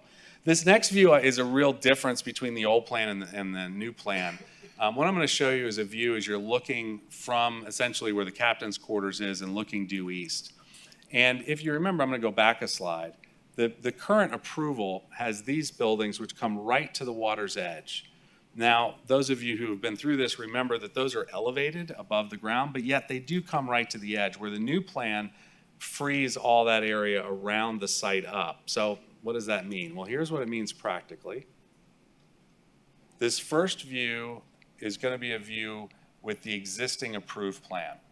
Very beautiful, a lot of lush landscaping, sidewalks both on the marina side and a sidewalk through the middle, and you have the overhang of the residential building. Again, very attractive, but very, very different than the positives of this project, which is the new proposal. I think this side by side, you really see the benefits of pulling those buildings back. They are taller, you'll see how that affects, but the overall experience for the pedestrian, for the folks who are walking along here, riding their bikes, is much more positive. This is a view from the other direction, from the east looking to the west. Again, you can see how wide open and expansive the view will be now. This walkway, by the way, I've got cross sections, they're in their plans. The actual pathway, pedestrian pathway, including some landscaping, is 25 feet wide. Now that's a sidewalk, that's a promenade that's as wide as two lanes in a city street. In addition to that, we've got parking all around there, two-way driveway that the public can use, additional sidewalk and then landscaping. Here's a view of the overall site looking from a drone. This is the hotel building. Again, the architectonica style really comes through. The residential buildings that are tucked behind that. But what I focus on here is this open space, which under the old plan had tall buildings at this corner, tall buildings at this corner, buildings that reached all the way out to the seawall here, as well as 12-story buildings over here on the left. You guys can see that, right, my hand? hopefully? Yeah, okay, good. This is a view dead on of the hotel, which is also kind of neat because the residential buildings, if you're looking at it dead on, not that you will, you do move around it, but they actually sneak in and kind of hide behind the hotel building. Hotel building includes an entry onto the park directly for access in and out. I was just at a hotel 2 weeks ago that did that. Above that is the central lobby, a restaurant space, a bar area. Above that is this is the back end, which is another bar and restaurant, and then ballroom space, pre-meeting room space, et cetera. The building's been split into two. There's some floors that connect for access to allow guests ease of going back and forth, but the majority of the floors are split with a gap between the middle. One of the things that we talked about, things that change through a project, and the reason sometimes projects take a little bit longer. The original design, although it was quite handsome, but it kind of had just a flat roof, purposely very flat. And this is an example, one of the things that the staff had asked us to make some improvements on, to give the roofs of these buildings some architectural weight, to give them some interest. And so this is the design that was decided upon. After we came up with it and showed it to staff again, I think everyone on the team, or I know everyone on the team believes it's a significant improvement. It'll be lit at night, not shining out lights, but a backlit glowing light. It should be very attractive along the skyline and adding these features. So that's the kind of thing that does, sometimes slow a project down as we work with staff and they make very cooperating comments that end up with a much better result. This is a view from that same area, except looking down to the east by the Captain's Quarter where this plaza. You're looking up to one of the plazas where the hotel entrance is, where there'll be significant trees, restaurants. You've seen all this in your plans. Here's another slide looking down A1A as you're looking to the south with the new streetscape that'll be incorporated, the rise which we typically see on the beach, as well as restaurant and commercial space up underneath, tucked into the building itself. Here's a view of as you come up the central ramp, heading towards the hotel itself. Again, you get a feel for what that looks like, access all around, outdoor and al fresco dining operations. And then here's a look at the overall site, where again, you see buildings that are consistent with your PDD zoning. We're not asking for additional height above that, but which do also have the open space in the foreground on the west side, the open space around the building, all of which is available to the public, which it never has been previously. The open space that allows folks who are coming up and down walking on A1A to see right through the marina and to the beach, as well as a restaurant at this corner. And I think with that, we've got water taxi stops, we've got pedestrian pathways, we've got bicycle paths, we've got all kinds of good things, but I'm gonna leave it there and answer questions and address any comments that you all may have. Thank you. Thank you, sir. Mary, do you have a question? Several questions. The hotel height is listed on here as 300 feet. This is, the PDD zoning is 125%, correct? That's correct. So what do you get 125% at? So the height, I should have had this. We did this math many times. As you know, the height was increased by the city about a year ago. 120 is no longer the cap in the SBMHA. It was raised along with other heights within the Central Beach, and I'll get that number for you real quick. But we worked with staff on making, not on that original change of the zoning, but once we started talking about the reason it was done, by the way, is to make that hotel building more architecturally interesting and to give some hierarchy, not more interesting, but to give hierarchy to the buildings. It was a DRC comment. My initial thought was, well, wait a minute, how are we gonna get more height? So it was similar to yours, Mary, and then we went back and said, oh yeah, that's right, the code has changed on So that. it's 144 feet if the floor plate is less than 16,000 That's square correct. feet. That's And correct. and you're saying this is less than 16? Well, the maximum height is 144 feet, that's right. So that's where you get the 120. Or so. 120 feet, or 144 if the floor plate is less than 16,000. That's correct. So the floor plate's less than That 16,000. there are floor plates of the building that are more than 16,000, they're about 18,000. But the overall, the PDD refers to whatever the maximum height is in the zoning district, which is 144, 120% of that, more than that. Okay. All right, and then, can you explain tower setback, and you have 6 feet closest point? Can you show us that on the diagram? Yeah, I will. So I'll show you specifically what that is. So one of the things that the existing zoning calls for is a 12-foot step back around the building. And what is pointed out is that our closest points right here and right here are actually at a little bit less than that. So what I'm going to do is, can I switch to the other? Let me do this. I've got a diagram that shows that. Can I switch to the other? You got it, right? This guy's great. Yeah, open, yeah, that one. There we go. Thank you.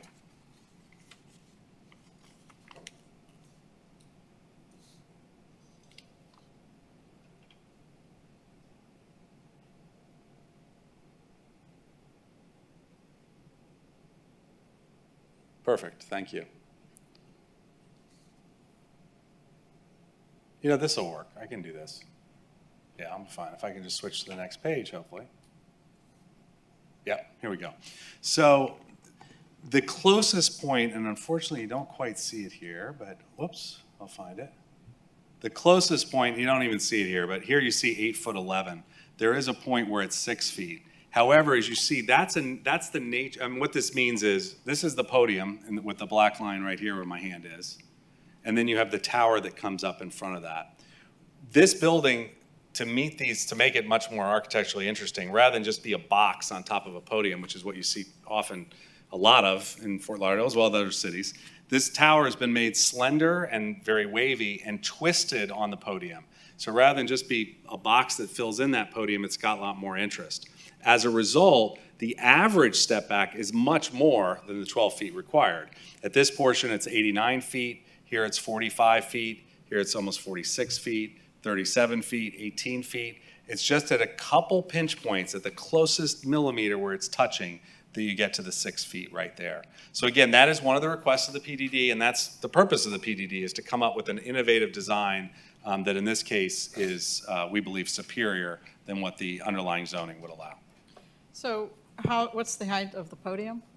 The height of the podium is, including the structures that, you know, the restaurant and all of that, it varies because the site varies. The site moves up and down.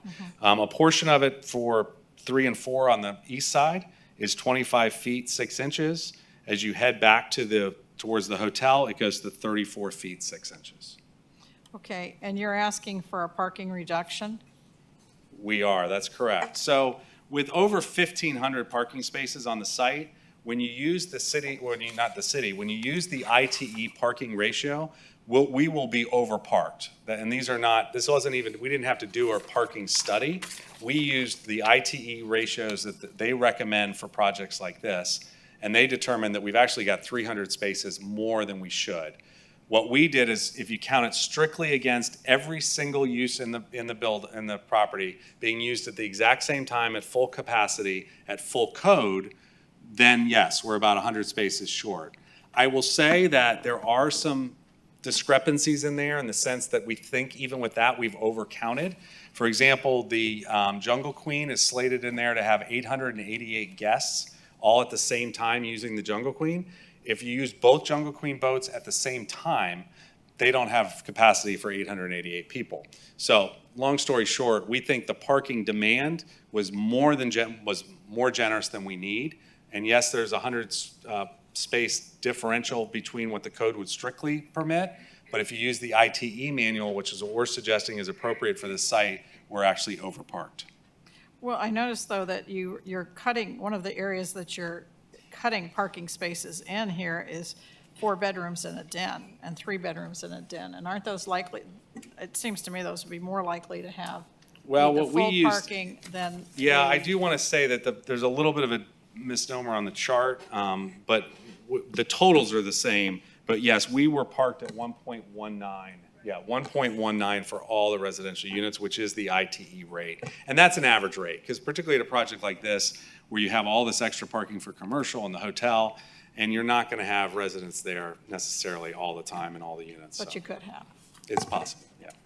Okay, and then you and I talked about this earlier today. How many levels, and you were going to get me an answer, how many levels of basement do you have? So they referred to the second level of garage as basement, so they just labeled it that way. Okay, that's what I was wondering. 'cause Yeah, I it's just saw it on the purely drawings. labeled, because Okay. you asked me the question, I'm like, I don't know, let me figure this out. So there is only half a floor that's actually subgrade, but they called the second floor of the garage a basement, maybe that's what will be on the elevator, but grade starts below that, so that's not actually all subgrade. Okay, and one last question. You keep referring to the area, the large grassy area Yes. on the intercoastal. What is the actual acreage of that? 1.8 acres. Want to confirm, because I always get numbers off. Okay, and that's all I have until after public speakers. Okay, thank you. Anything else? All right, thank you.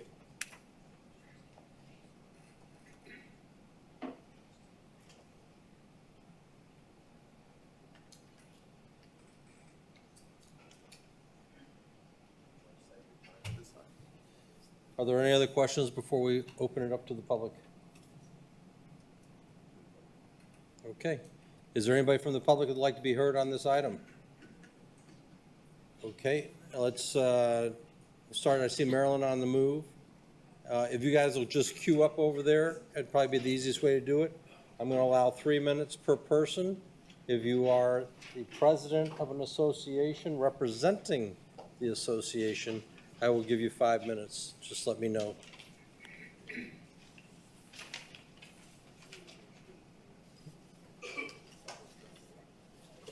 Before we get started, has everybody that's going to speak been sworn in? Seeing none? Okay. Go ahead, sir. Thank you. My name is Christopher Beck. I have standing regarding this application. I have owned an apartment and lived directly opposite the site of the proposed by Mia. Excuse me, sir. I'm sorry. Can you move the mic? It's hard to hear you. Okay, I'm sorry. Can we start the clock again? Sure. Yes. Can we start the clock again? I Thank you. will. I'll give you your 3 minutes. Thank you. My name is Christopher Beck. I have standing regarding this application. I have owned an apartment and lived directly opposite the site of the proposed building for 25 years. I've been involved in looking at these plans from Jim Nogle's period when Husinger owned it, and maybe before it was even a gleam in Stanley Tate's eyes. I'm a co-founding member and former liaison officer of the Central Beach Alliance. I'm a former president, secretary, and 3-term elected director of the Illini Association, Inc., which represents the 50-family condominium building directly across Seabreeze, those 2 lanes, those 2 narrow lanes, and the 44-acre site, that's my estimation, or that was put around, of the proposed Mia Mar project on the city of Fort Lauderdale's land. We are the closest affected residents. Now, there are 3 issues here that I'd like to address. One is legal, one is engineering, and the third concerns safety and traffic. To Mary Furtick's motion, and the concerns she raised, as you can, oh my God, it's virtually empty over there. There's 2 people sitting over here. And over here, we've got mainly applicants and their representatives. When it was Nogle's turn, and when it was Siler's turn, this place would have been filled. So again, to my point I made right at the beginning, this represents somehow a failure to communicate, and it suggests to me grounds for a legal appeal in the future, whatever the outcome of this particular discussion here. So another person in our building called Susan Sullivan, her family own a very large engineering concern in Chicago, and she's raised concern already with Kenny Tate and the applicant concerning groundwater, and wants to look at the impact on that as far as monitoring and so forth. I'm afraid she's not here today. Again, maybe she didn't hear the information. So my remarks will be confined to the Bahia Mar Seabreeze restaurant, its sales office precursor, so as to focus everyone's attention on safety. Always remember that this is the people's property. The applicant leases it from the city of Fort Lauderdale. It belongs to us. Why does the applicant wish to add to the traffic hazards already created by the constant stream of delivery and service vehicles parked during the day by Bow Campers and Hotel Marin, which are on the left and right side, respectively, of the Linai Building's basement garage? Why do they wish to create a perfect storm of traffic congestion and chaos by building a high-volume condo sales center and then later a restaurant directly opposite the Linai's basement garage when they have 44 acres to choose from? Mr. Beck, I'm going to ask you to wrap it up, please. I'll wind it up. So my suggestion is they can move that location, put it on stilts to where they originally wanted it, and that would help the boat show as well, or they could build on the bridge, the beach bridge, and make an iconic feature of that.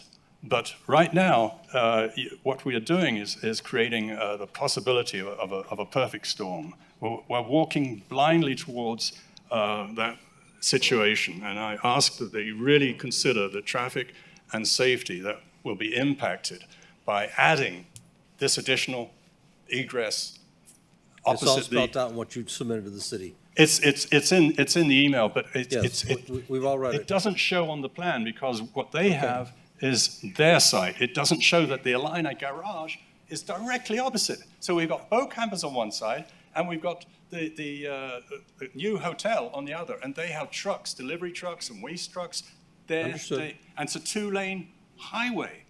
You know, the Understood. common sense would say, you've got 44 acres to choose from. Why there? Why there? I talked to Kenny Tate. He doesn't want it there either. But that's... The line's growing, sir. I need to move on. Thank you. Okay.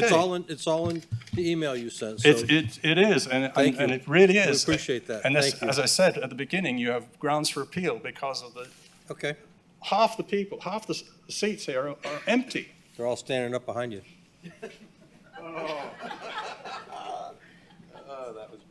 Good evening, Miss Toothaker. Good evening, members of the Planning and Zoning Board. Stephanie Toothaker. On behalf of Informa and the boat show parties, I just want to tell you that I am absolutely thrilled to stand here in support of this site plan on behalf of the boat show. I want to compliment the developer. Took us a long time to get here, but this is absolutely a phenomenal site plan. It's great for the boat show. I think it's great for the community, and we are emphatically, enthusiastically, and finally in support of it. And so we would appreciate your consideration, your approval of this site plan tonight. Thank you. Thank you.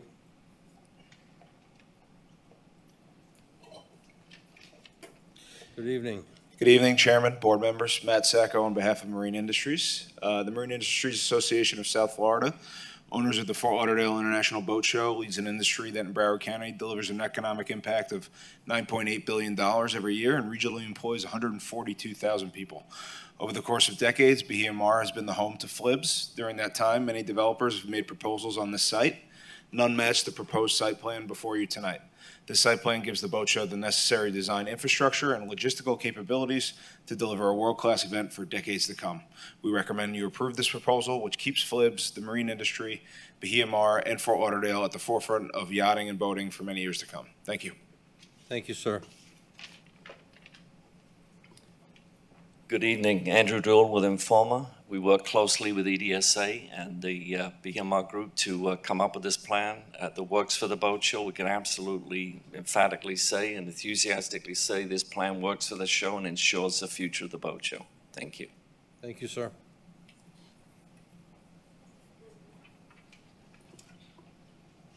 My name is Marilyn Romano. I have testimony to give this evening. I would have sent it to you by the email, but the emails weren't working, so there it is. This is an application for a planned development district that will change the underlying zoning of the property to a custom set of regulations designed to accommodate the applicant's interest in maximizing his or her property rights under a lease with the city of Fort Lauderdale, which is a fine and wonderful thing. That's an appropriate use of the PDD.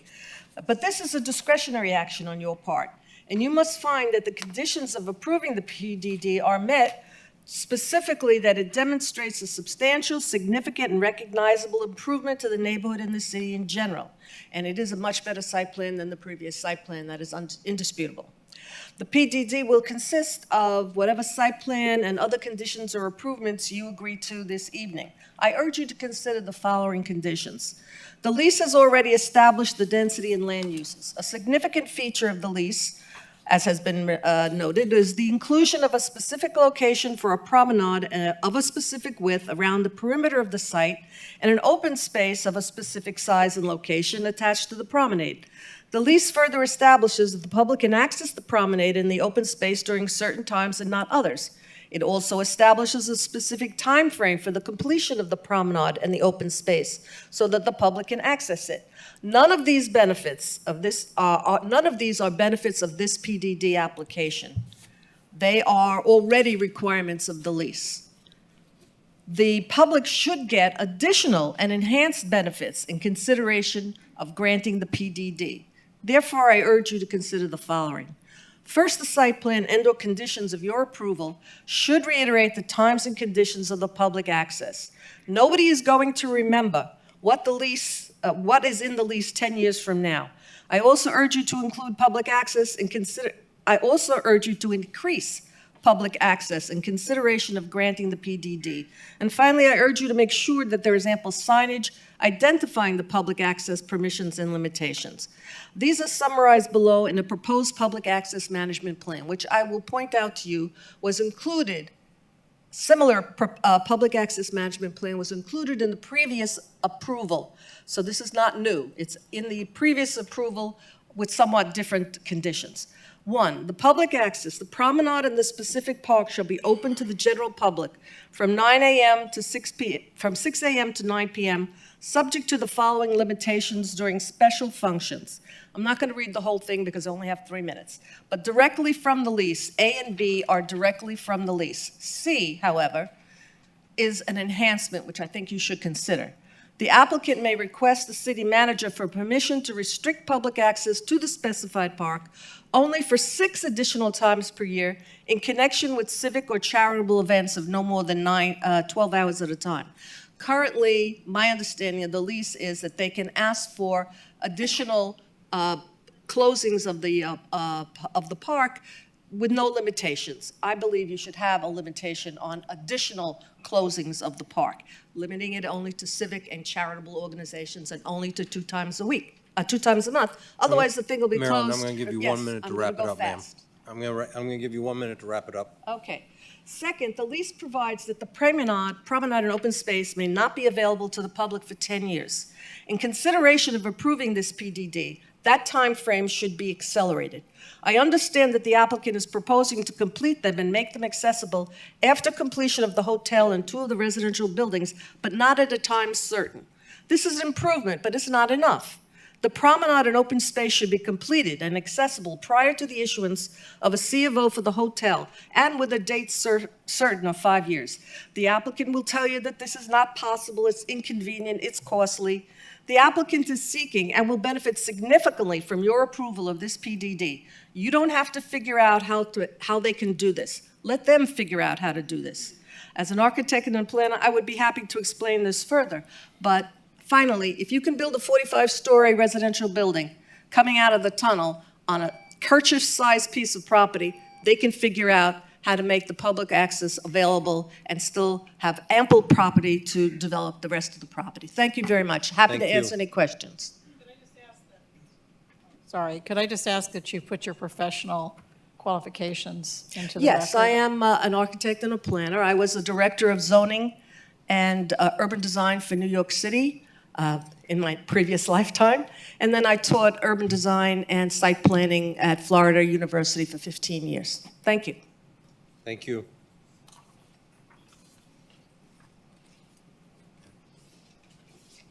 Mr. Weymouth, before you start the timer, I'm Ann Hilmer. I'm the city liaison for Idlewild. Because our president sits on your board, I am speaking for the Idlewild neighborhood. So does that mean you want less time? No, I want more time. You got it. Okay, thank you. My name is Ann Hilmer. I'm speaking for Idlewild. Our neighborhood is opposed to this development on the basis of density, the number of units, the height, the massiveness, and the minimal amount of public space on 16 acres of upland. Really, 105 pages of backup accessible only at 5:30 today for the first time. It was stated that these plans have been known, but that is not accurate. The changes were made to that site plan that we all saw many months ago, but have not been available until today at 4:30. The hotel height has been increased from 270 to 300 feet. This on a plat where the current hotel is 120 feet. A new parking reduction has been requested. In the rezoning criteria and neighborhood compatibility section of this proposal, or this write-up from the planning department, it requires that the project be, quote, compatible with and preserve the character and integrity of adjacent neighborhoods, end quote. How are the adverse effects of this project of traffic, noise, shadows to the west, visual nuisances going to be mitigated? There's nothing in this that I've seen so far or heard so far. This is required by the rezoning criteria. The PDD analysis 47-37AB states that the project, quote, create a vibrant living environment and compatibility with adjacent land uses, end of quote. The adjacent land uses to the west are two-story homes, not 270 to 300-foot buildings. What happened to Jack Seiler's commitment to keep development and density in the downtown area and to protect the beach barrier island? This has been a long haul, as Chris Beck mentioned. We've all been at this a long time, both the developer and many of us city residents. And sadly, many people opposed to this project could not be here tonight. I would assume also some people in favor of the project could not be here tonight, as many are dealing with flooding and their own livelihoods, and the fact that the notice that the City Hall is closed. Please reject this site plan or defer it until until more residents can make their own opinions known. Thank you.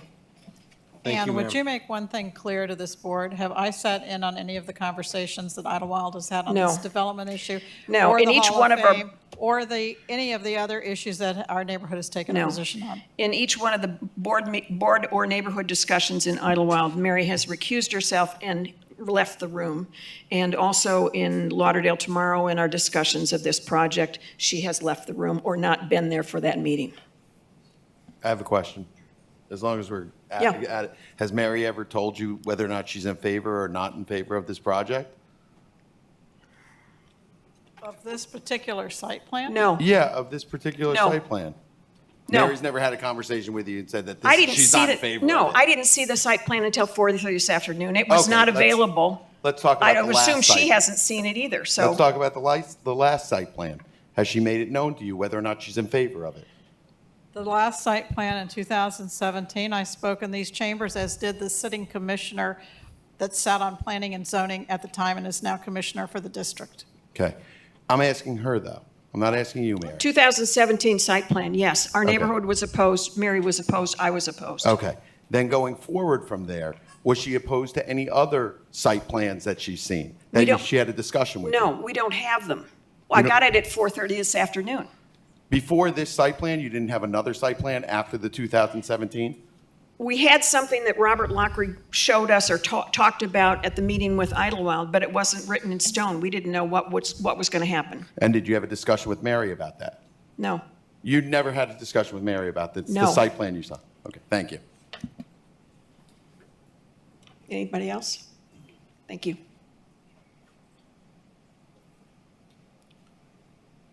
Good evening, ma'am. Good evening, Joanna Fields. I've been here since 1964. I am extremely concerned about this project. The residential units, the impact that it's going to have on the beaches, the impact that it's going to have on safety concerns on the barrier island, availability of water, availability of emergency services, and I don't agree with this site plan. It's a lot better than what has been presented in the past, but there's still too many residential units on this. The traffic is already horrendous on the barrier island. If you go from downtown Fort Lauderdale and make a complete circle, it takes about an hour and a half because the traffic is so bad. So I don't know how this is going to improve the beaches. Thank you.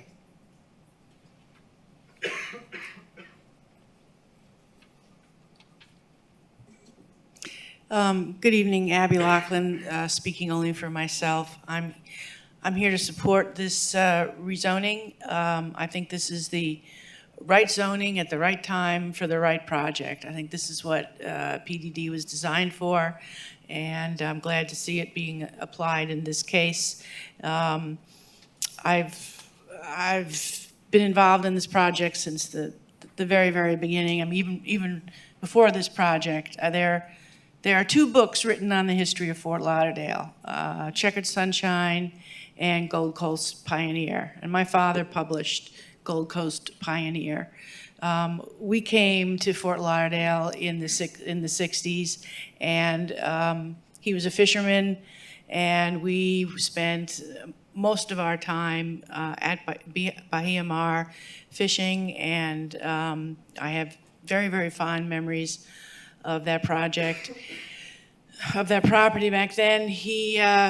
My father was always very excited to see this project developed, or to see it be one of the greatest fishing areas and one of the greatest marine facilities on the East Coast, and I just have a lot of memories of that. But I've been to every public meeting on this project. I've seen all the iterations of the different site plans, and I really commend the developer for making the modifications. Anytime you have less buildings rather than more, I think is a positive thing, and I can't see this property just being a hole in the middle of the beach and staying in the condition that it's in. I think it's very ironic that we're here on this last night of City Hall, seeing this project tonight, but I would not want to leave this project or this property up to the city to make the improvements that are going to be made, from the seawalls to the infrastructure to the stormwater management, the injections. This property cannot be developed by the city. It needs the help it's getting now. So thank you all for your consideration tonight.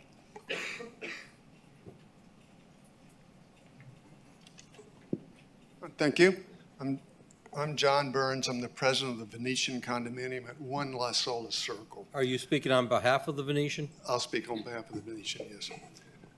We too share with the concerns on traffic that have been displayed. I mean, just the construction of the Marina Village has messed up Seabreeze Boulevard several times during some pretty major events on the beach, when it just causes havoc on the traffic.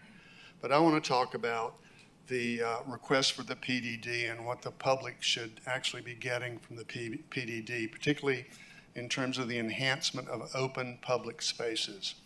And I'm not just talking about wider sidewalks and promenades, because a promenade really is just a sidewalk. I'm talking about open space. And in this case, one of the huge selling points is the central green space. It should be a significant addition to the public green space, and this plan could be better. In the graphics that have been accessible to the public prior to the posting of the data today, and a lot of it came from one of the developer's site with the little graphics here, not nearly the detail that we've seen on the data that was published. The developer outlined plus or minus 2 acres for the green space. Robert called it a little over an acre. It was confirmed that it's really 1.8 acres, which is about 10% of the upland acreage of 16 acres. Compare that to 2 very successful parks in the city, the Las Olas Oceanside Park and the Intercoastal Park, which have been recently constructed and are very, very successful, very in high demand for the public to use. Those are 1.5 acres. So out of the 16 acres of publicly owned land, we only get 1.5 acres of open space where people can play volleyball and throw frisbees and lounge in the grass and watch the boats go by. We could do better in this site plan. So I would ask this commission or this committee to consider the open public space by reducing some of the footprint of the buildings so that our citizens and visitors will have a grand central green space to use. Thank you. Thank you.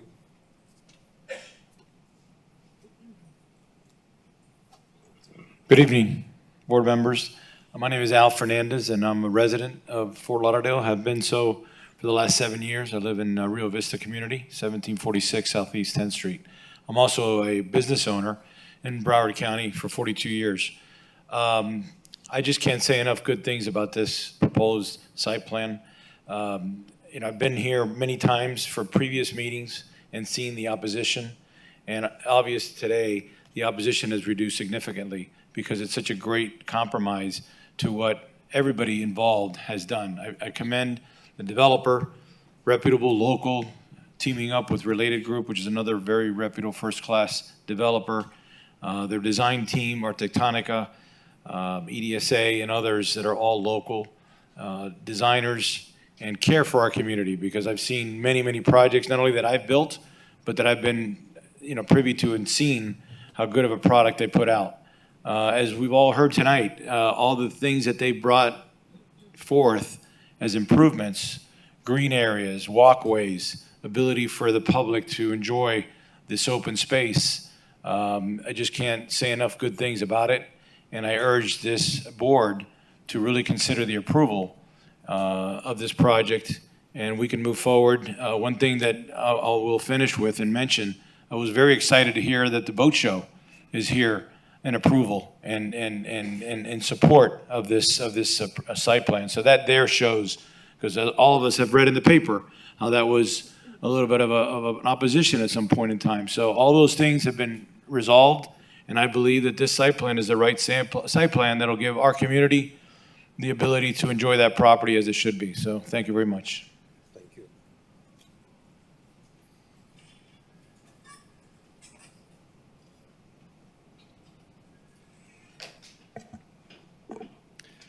Good evening, City Planning and members of the Zoning Board. My name is Michael Fine, and I've been a lifelong resident of South Florida and planted roots here in Fort Lauderdale 4 years ago. Since moving to Fort Lauderdale, my family has been growing. I have a 2-year-old son, and my wife and I are expecting our daughter towards the end of June. I come to you today as someone who cares deeply about the city and wants to see the necessary developments take place, which would allow residents and tourists to get the most use and enjoyment from what this city can offer. I believe if there was any property that warranted redevelopment in Fort Lauderdale, it would be this property. When visiting the beach with my family for the first time, I realized very quickly, unless you're attending the restroom facilities, there's really nowhere to go in that area. If you're hungry or if you'd like to shop, you have to travel up the beach. If you're with small children, it isn't always the easiest feat. What does this development include, and why would it be beneficial to my family? There will be a beautiful promenade, which would be lovely to walk or bike at sunset, enjoy the last moment's light over the Intracoastal, not having to worry about any cars. The pedestrian bridge will also be open for public use, which in my case is a tremendous relief, because crossing A1A with small children is not an easy task, and having this access would bring any parent peace of mind knowing that they don't need to fear their children potentially being hit by a car. This development would include a new marina village, which, as I learn more, it seems like it would be an incredible destination for my wife and I to visit, and a large park that my family can picnic and play at. Not even to mention a brand new 5-star hotel and signage making the entrance to Fort Lauderdale Beach from the south a known landmark, which will give this area of beach a greater sense of pride. For the first time in 50 years, this property will have public access, which if you have a child like mine that is absolutely obsessed with boats, this would be a great place to venture. The proposed development with modified site plan will transform this time warp into what the Bahia Marsh should truly represent. An iconic landmark that brings together the local community and grows our local economy due to this tourist destination. I ask that you please vote yes on this modified site plan that is before you today, so we can rescue this property from the past and modernizing it for what today's lifestyle demands. Thank you. Thank you. I want his time. Just kidding. Jacqueline Scott again to speak on behalf of this project. I don't think I've seen a project in the city that has been vetted so many times in the last how many years. I don't think that we've seen a project that's had so many public meetings, so much outreach. I mean, obviously, you're never going to please everybody. I personally used to be against PUDs. I helped lead the moratorium against PUDs. And I'm up here before you this evening saying, I hope that you will approve this PUD. I have a lot of confidence in Robert and his team that they did communicate with as many people as possible. And I hope that you will support this plan. It's a big improvement from the one they were already approved to build. So I hope that you will approve this and move forward. Thank you. Thank you.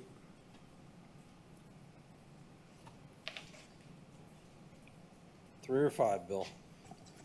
You can put 5 on, but I'll be quick. You guys have had, and ladies have had a long night, and I will not ask for a deferment.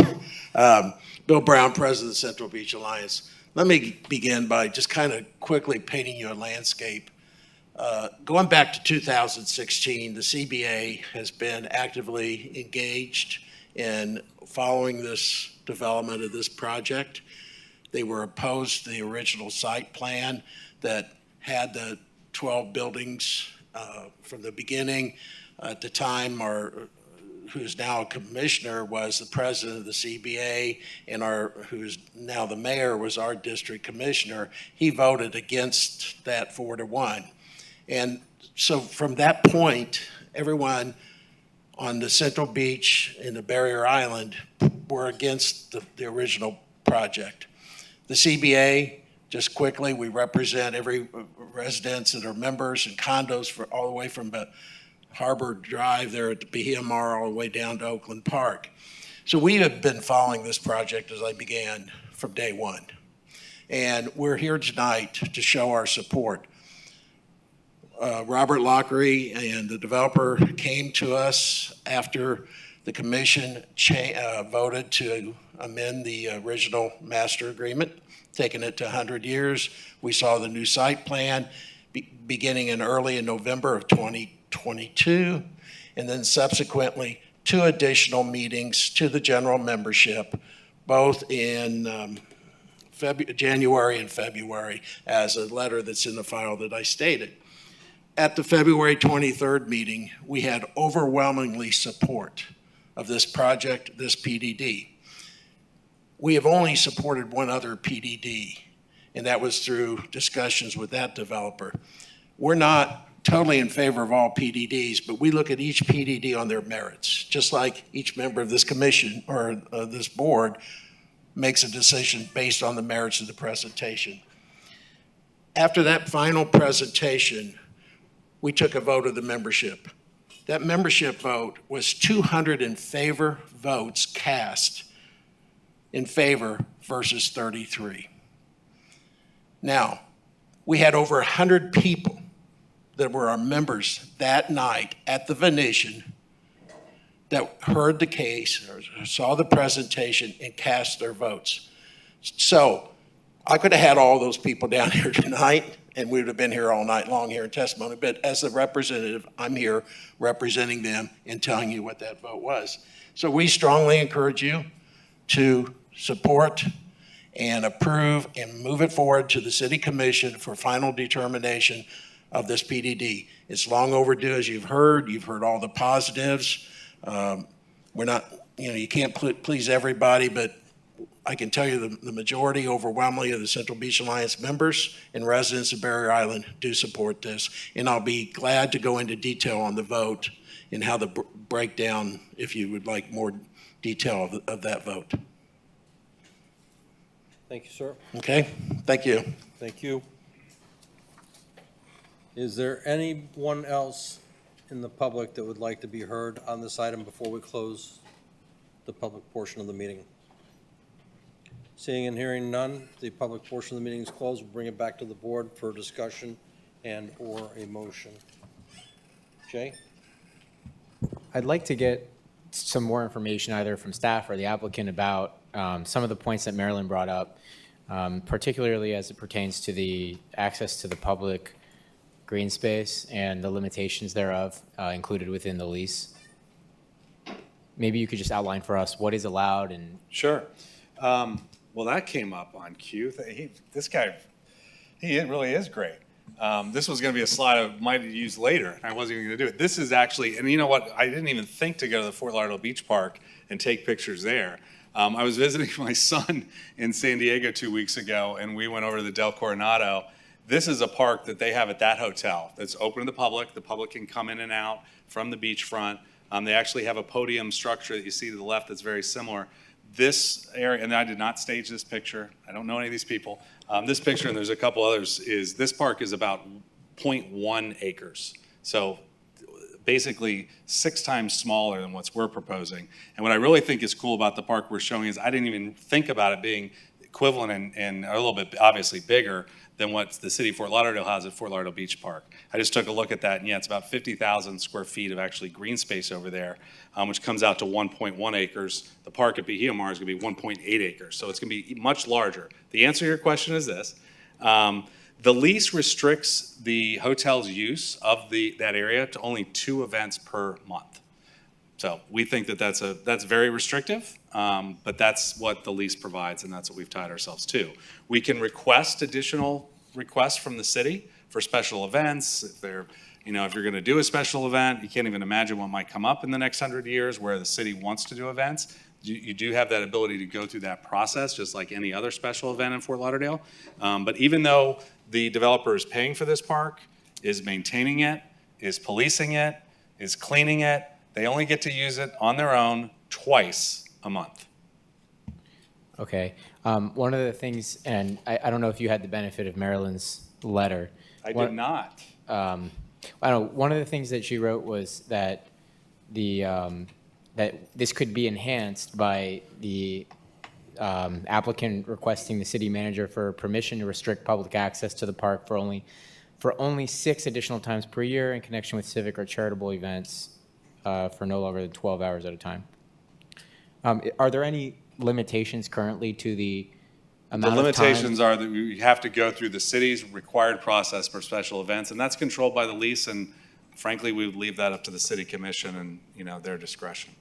And then I guess to that end, in theory, with the way it's currently drafted, the city itself could potentially use the space for city events. That's correct. That's correct. Okay. And then another question that I had was regarding notice to residents. Maryland had suggested, some sort of signage to notice that the promenade wouldn't be available. But out of curiosity, how do you intend, if folks, for example, make their plans for the night to go to the promenade or to the evening, and it's going to be closed, how will people be able to know whether or not it's going to be closed? So I won't pull up the other pictures I have of that, but there was a wedding that night. I happened to be at the Del Coronado. Essentially what happens is it's not very private. I mean, it's not like you really close off that area. You do it with just some signage. There's little plaques that go in that say private event, but it's a large park area. It's not unlike if someone has a wedding at the park off of Cooley Hammock, Annie Beck Park. It's signed that it's a private event. There will be signage throughout the site inviting the public back, telling them where the restaurants are, telling them where the park is, where the gelato is. That'll also be part of the project. Okay. And maybe some sort of online notice Yes. as well could be helpful for people. The other question I had was regarding the actual requirement to complete the improvements of the park. Marilyn mentioned that there are only 10 years, that there's like an open 10 years for the developer to provide that. Is that the case, or are there more limitations to it than that? The limitation is, and the lease is kind of wide open on this, and Yeah. Marilyn and I did talk about this today. In this PDD, we have been more restrictive than what the lease requires, which I think hopefully is something that people see the benefit of. The lease says, for example, the park and the entire promenade could be done at the very last stage. What this PDD does, it's on I think the third to the last page in your package, is it requires that the entire promenade and the park be completed with what's essentially phase 2, which is the hotel and the first 2 residential buildings. So the answer to the question is all of that has to get done at the same time. Now, it's not going to get built before that building gets built for a very practical reason. The entire site is going to be brought up. It's not a question of just putting in some pavers. One of the benefits of the PDD, and I know there was some talk by someone, but the information regarding the PDD or how we meet the criteria, I assure you, meeting all that criteria is in the documentation that is included in your backup and the city staff has approved. But included with that backup is a requirement that essentially the entire site is being brought up to meet sea level rise. We all know, based on what's going on in the world and what's happened recently, we need to do that. That's a significant cost and expense, and it's a total redo of the whole project. That won't be done until those first buildings are also built. We won't be going in there and tearing everything down and building up the whole site before we start on the building itself. So the assurance that we give you with this PDD is it will get done before the first buildings on the site get approved, beyond the Marina Village. In other words, Marina Village is phase one. That's what's being built right now, but as we move forward. Okay, and does that like a condition of certificate of occupancy? Or Yes, it can be. We just talked about it. Certificate of occupancy is intended within that. Everything in that phase has to be completed at the same time. Is it already drafted as a condition? It's written as there's a phasing plan in the document that shows that. Okay. All right, great, thank you. Is that it? Yeah. Yes. Mary? Oh, yeah, Robert, one of Marilyn's points, and it was a good point, was that when you did the lease, you made certain agreements within the lease, but now you're asking for the PDD zoning, which should open it up to coming up with more public benefits. And one of the ones she's asked to, are you willing to limit to 6 times a year the special events? We would not be willing to do that at this time. And secondly, are you willing to make the promenade and open space, some of that available to the public before 10 years? No, we're willing to make it available when the first buildings are built. And so the first buildings will not be built for 10 years? No, we would presume they'll get built before, but we're not including an outside date on that. Okay. And so the amount of open space is still the amount of open space. What has improved on the open space, to John Burns's point, what has improved on the open space? If you were granted PDD zoning, a special zoning category which is supposed to bring public benefit back, what have you done for the public benefit that increases it over the? Well, the open space has increased. So under the old plan, it was about 4.7 acres. Well, I guess I'm going from when you did the lease last year. I think you had a site plan, a subsequent site plan, a subsequent site plan. And at that time, a year ago, you were at this This amount. is that site plan. So these site plans that you see. That was the same one, but it wasn't a PDD when you presented it. Yes, we always intended it would be a But PDD. it wasn't stated that it was a PDD, because you would have to ask for the zoning clarification, and that's not part of the lease process. Correct. In other words, it wasn't, that's correct. So Yes. I guess what I'm So it saying wasn't is there part a of that. way That's to correct. get some more open space out of this? Just to put it down and to limit the number of special events. You're saying it's only 2 a week, so a month. No, 2 a month. 2 a month. Which another way of looking at that is 2 of the weekends out of the 4 weekends of the month it's going to become No, because they're private. limited to 12 hours. The maximum is 12 hours. All right, So it's so- literally 2 days out of 30. 2 days out of 30, so you would And it's just- unlikely it would be the whole park, but I mean, these It are all could be. considerations. It could be yeah. the whole park, okay. And is that inclusive or exclusive of the time that it's closed for the boat show? That is exclusive of the time that's closed for the boat show. Okay, so it would be The closed. boat for show is a different story. They get that property Yeah, for no, a I month. understand that. I'm just trying to figure out how many days it's in reality closed to the public. Did you figure that out? We won't know until we see what our guests want and what the city wants and So how. I guess I'm looking for a maximum. Is there a maximum number of days that you're seeing that this is closed to the Well, public? what we've agreed to in the lease, again, tonight's discussion is not about the lease, but I'll go ahead and talk about what we agreed to with negotiations with the city commission is that we would have the right to close it twice a month. And that if there was a special event or some other need to do it more than that, we would have to go through the city's regular process as anyone would do with a public park, even though, we have control of it. But similar to what you would do, again, at any Beck Park or down at Esplanade Park or wherever that might be. So in other words, the items that were proposed tonight for the public access management plan, you're really not in agreement with? Even though those were in the I haven't front- seen the document. It wasn't sent to me. I didn't get an email. I heard about it, but that's Okay. my only experience with it. Because a lot of that is coming from what the original agreement was in 2017. So I'm just I'm wondering. To me, sorry, it I looks like can't a speak to loss that. in what we had instead of an improvement. But you're I not don't- open to that. I can't speak to that. I literally don't have it. I mean, I don't. So, thank you. Anything else? Is there somebody that would like to make a motion?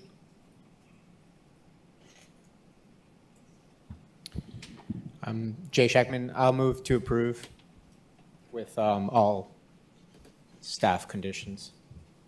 We have a motion. Do we have a second? I'll second. We have a second. Any further discussion before we take it to a vote? Yes, I think without that public access plan, that we're actually losing ground in what and how open this will be to the public. And I think that's a real concern. The intent of the PDD is to bring additional benefits to the public. And I haven't really heard what the additional benefits are from what it's zoned currently.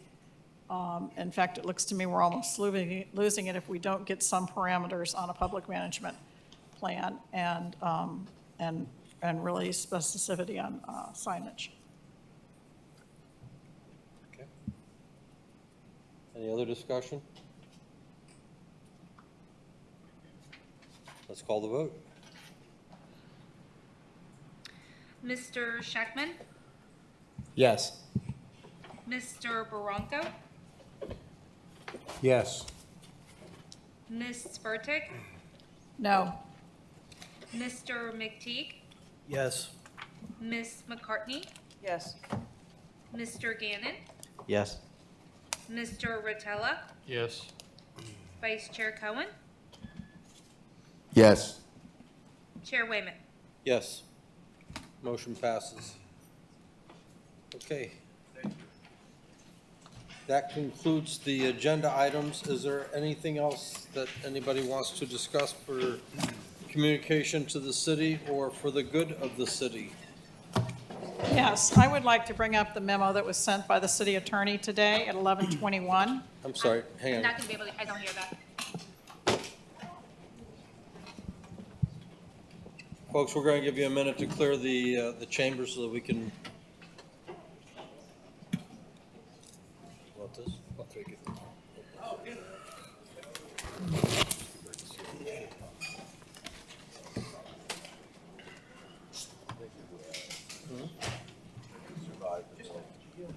Folks, we still have some more business we're trying to conclude here. If you'll take it outside, please. Why don't you go ahead, Mary, just speak up a little for me. Yes, about a year and a half ago, the city attorney sent us a memo advising us on what we can and cannot say. And this was not Mr. Spence, this was Mr. Boileau. At that time, I sought advice from the Florida Commission on Ethics on when we are required to recuse and when we are not. It is very clear in the code when we are. I received a response from them. And basically, I do not have a pecuniary interest in, at the time I was speaking about a lease on a project. I've done that on other projects and subsequently voted for site plans on those projects. I might vote for a site plan against. It wasn't what was before us. And the clear indication was that we should not speak on these. So I reached out because I don't believe that any of us should be muzzled. We all have, on this board, have relationships with some of the people in this audience tonight. Some of those relationships might be business. They might require you to recuse yourself. You might have you might be in some way compensated from this. But to blanketly say that we can't speak out on something, on anything, because in the future it might come before us, is not what the state statute says. And I believe that was a direct attempt to influence what the outcome of a vote would be. I really feel like the city attorney ought to stick to what the letter of the law is on when we have to recuse ourselves. Chair, may I respond? So recently, the city of Boca, and you can look up this case with regards to Natural Lands LLC, Judge scolds Boca Mayor, 2 council members in lawsuit over a luxury beachfront home. In that case, the federal judge spoke with regards to the mayor and 2 councilmen who spoke unbiased biased with regards to development on beachside property. Of the mayor, he says, clearly biased by any stretch of the imagination. He could not even address what does the term fair means. He looks like a deer in the headlamps. He was a person, a trained lawyer, and never heard the word fair before. Of a council member, her credibility is completely shot. Of another council member, complete bias from the start. I use discretion to advise the board of a parameter with regards to quasi-judicial proceedings.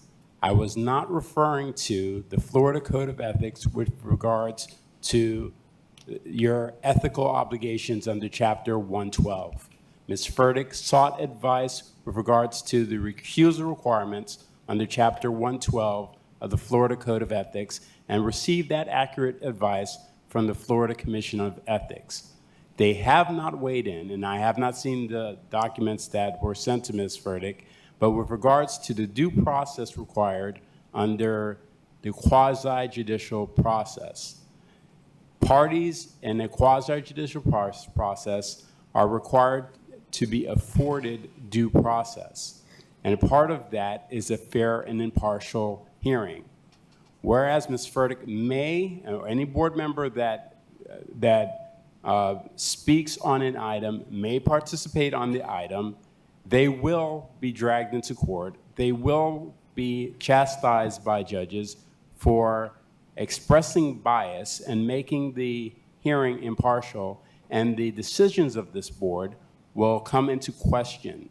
It does not inure to your private personal gain, but it does affect the validity of actions taken by board members here.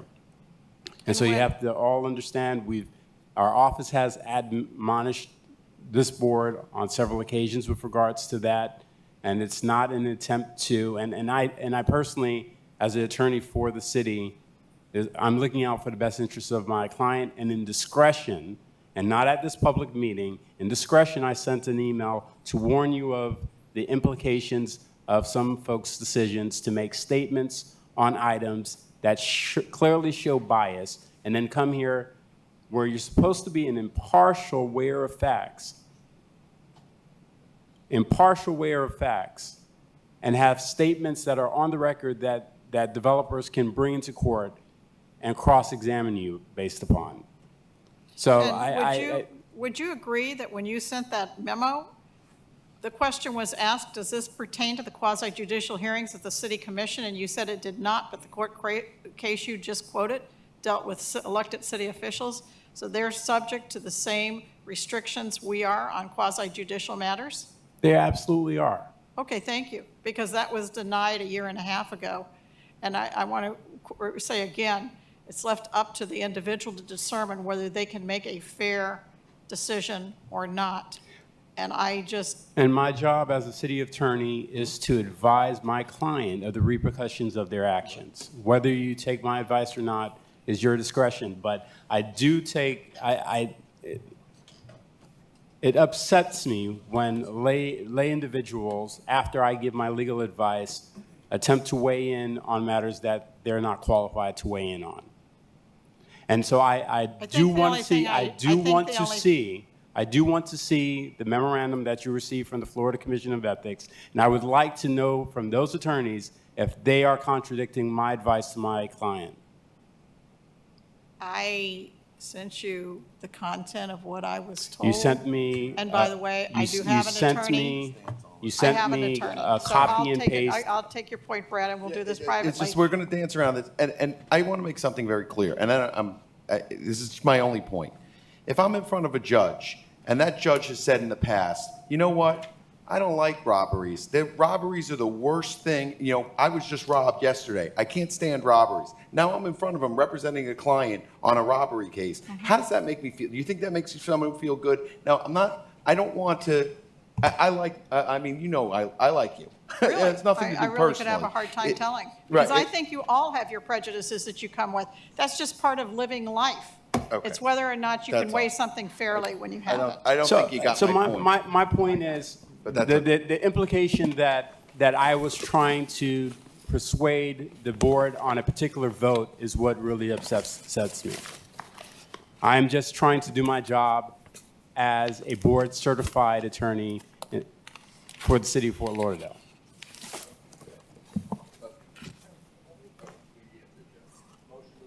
Yes. Second.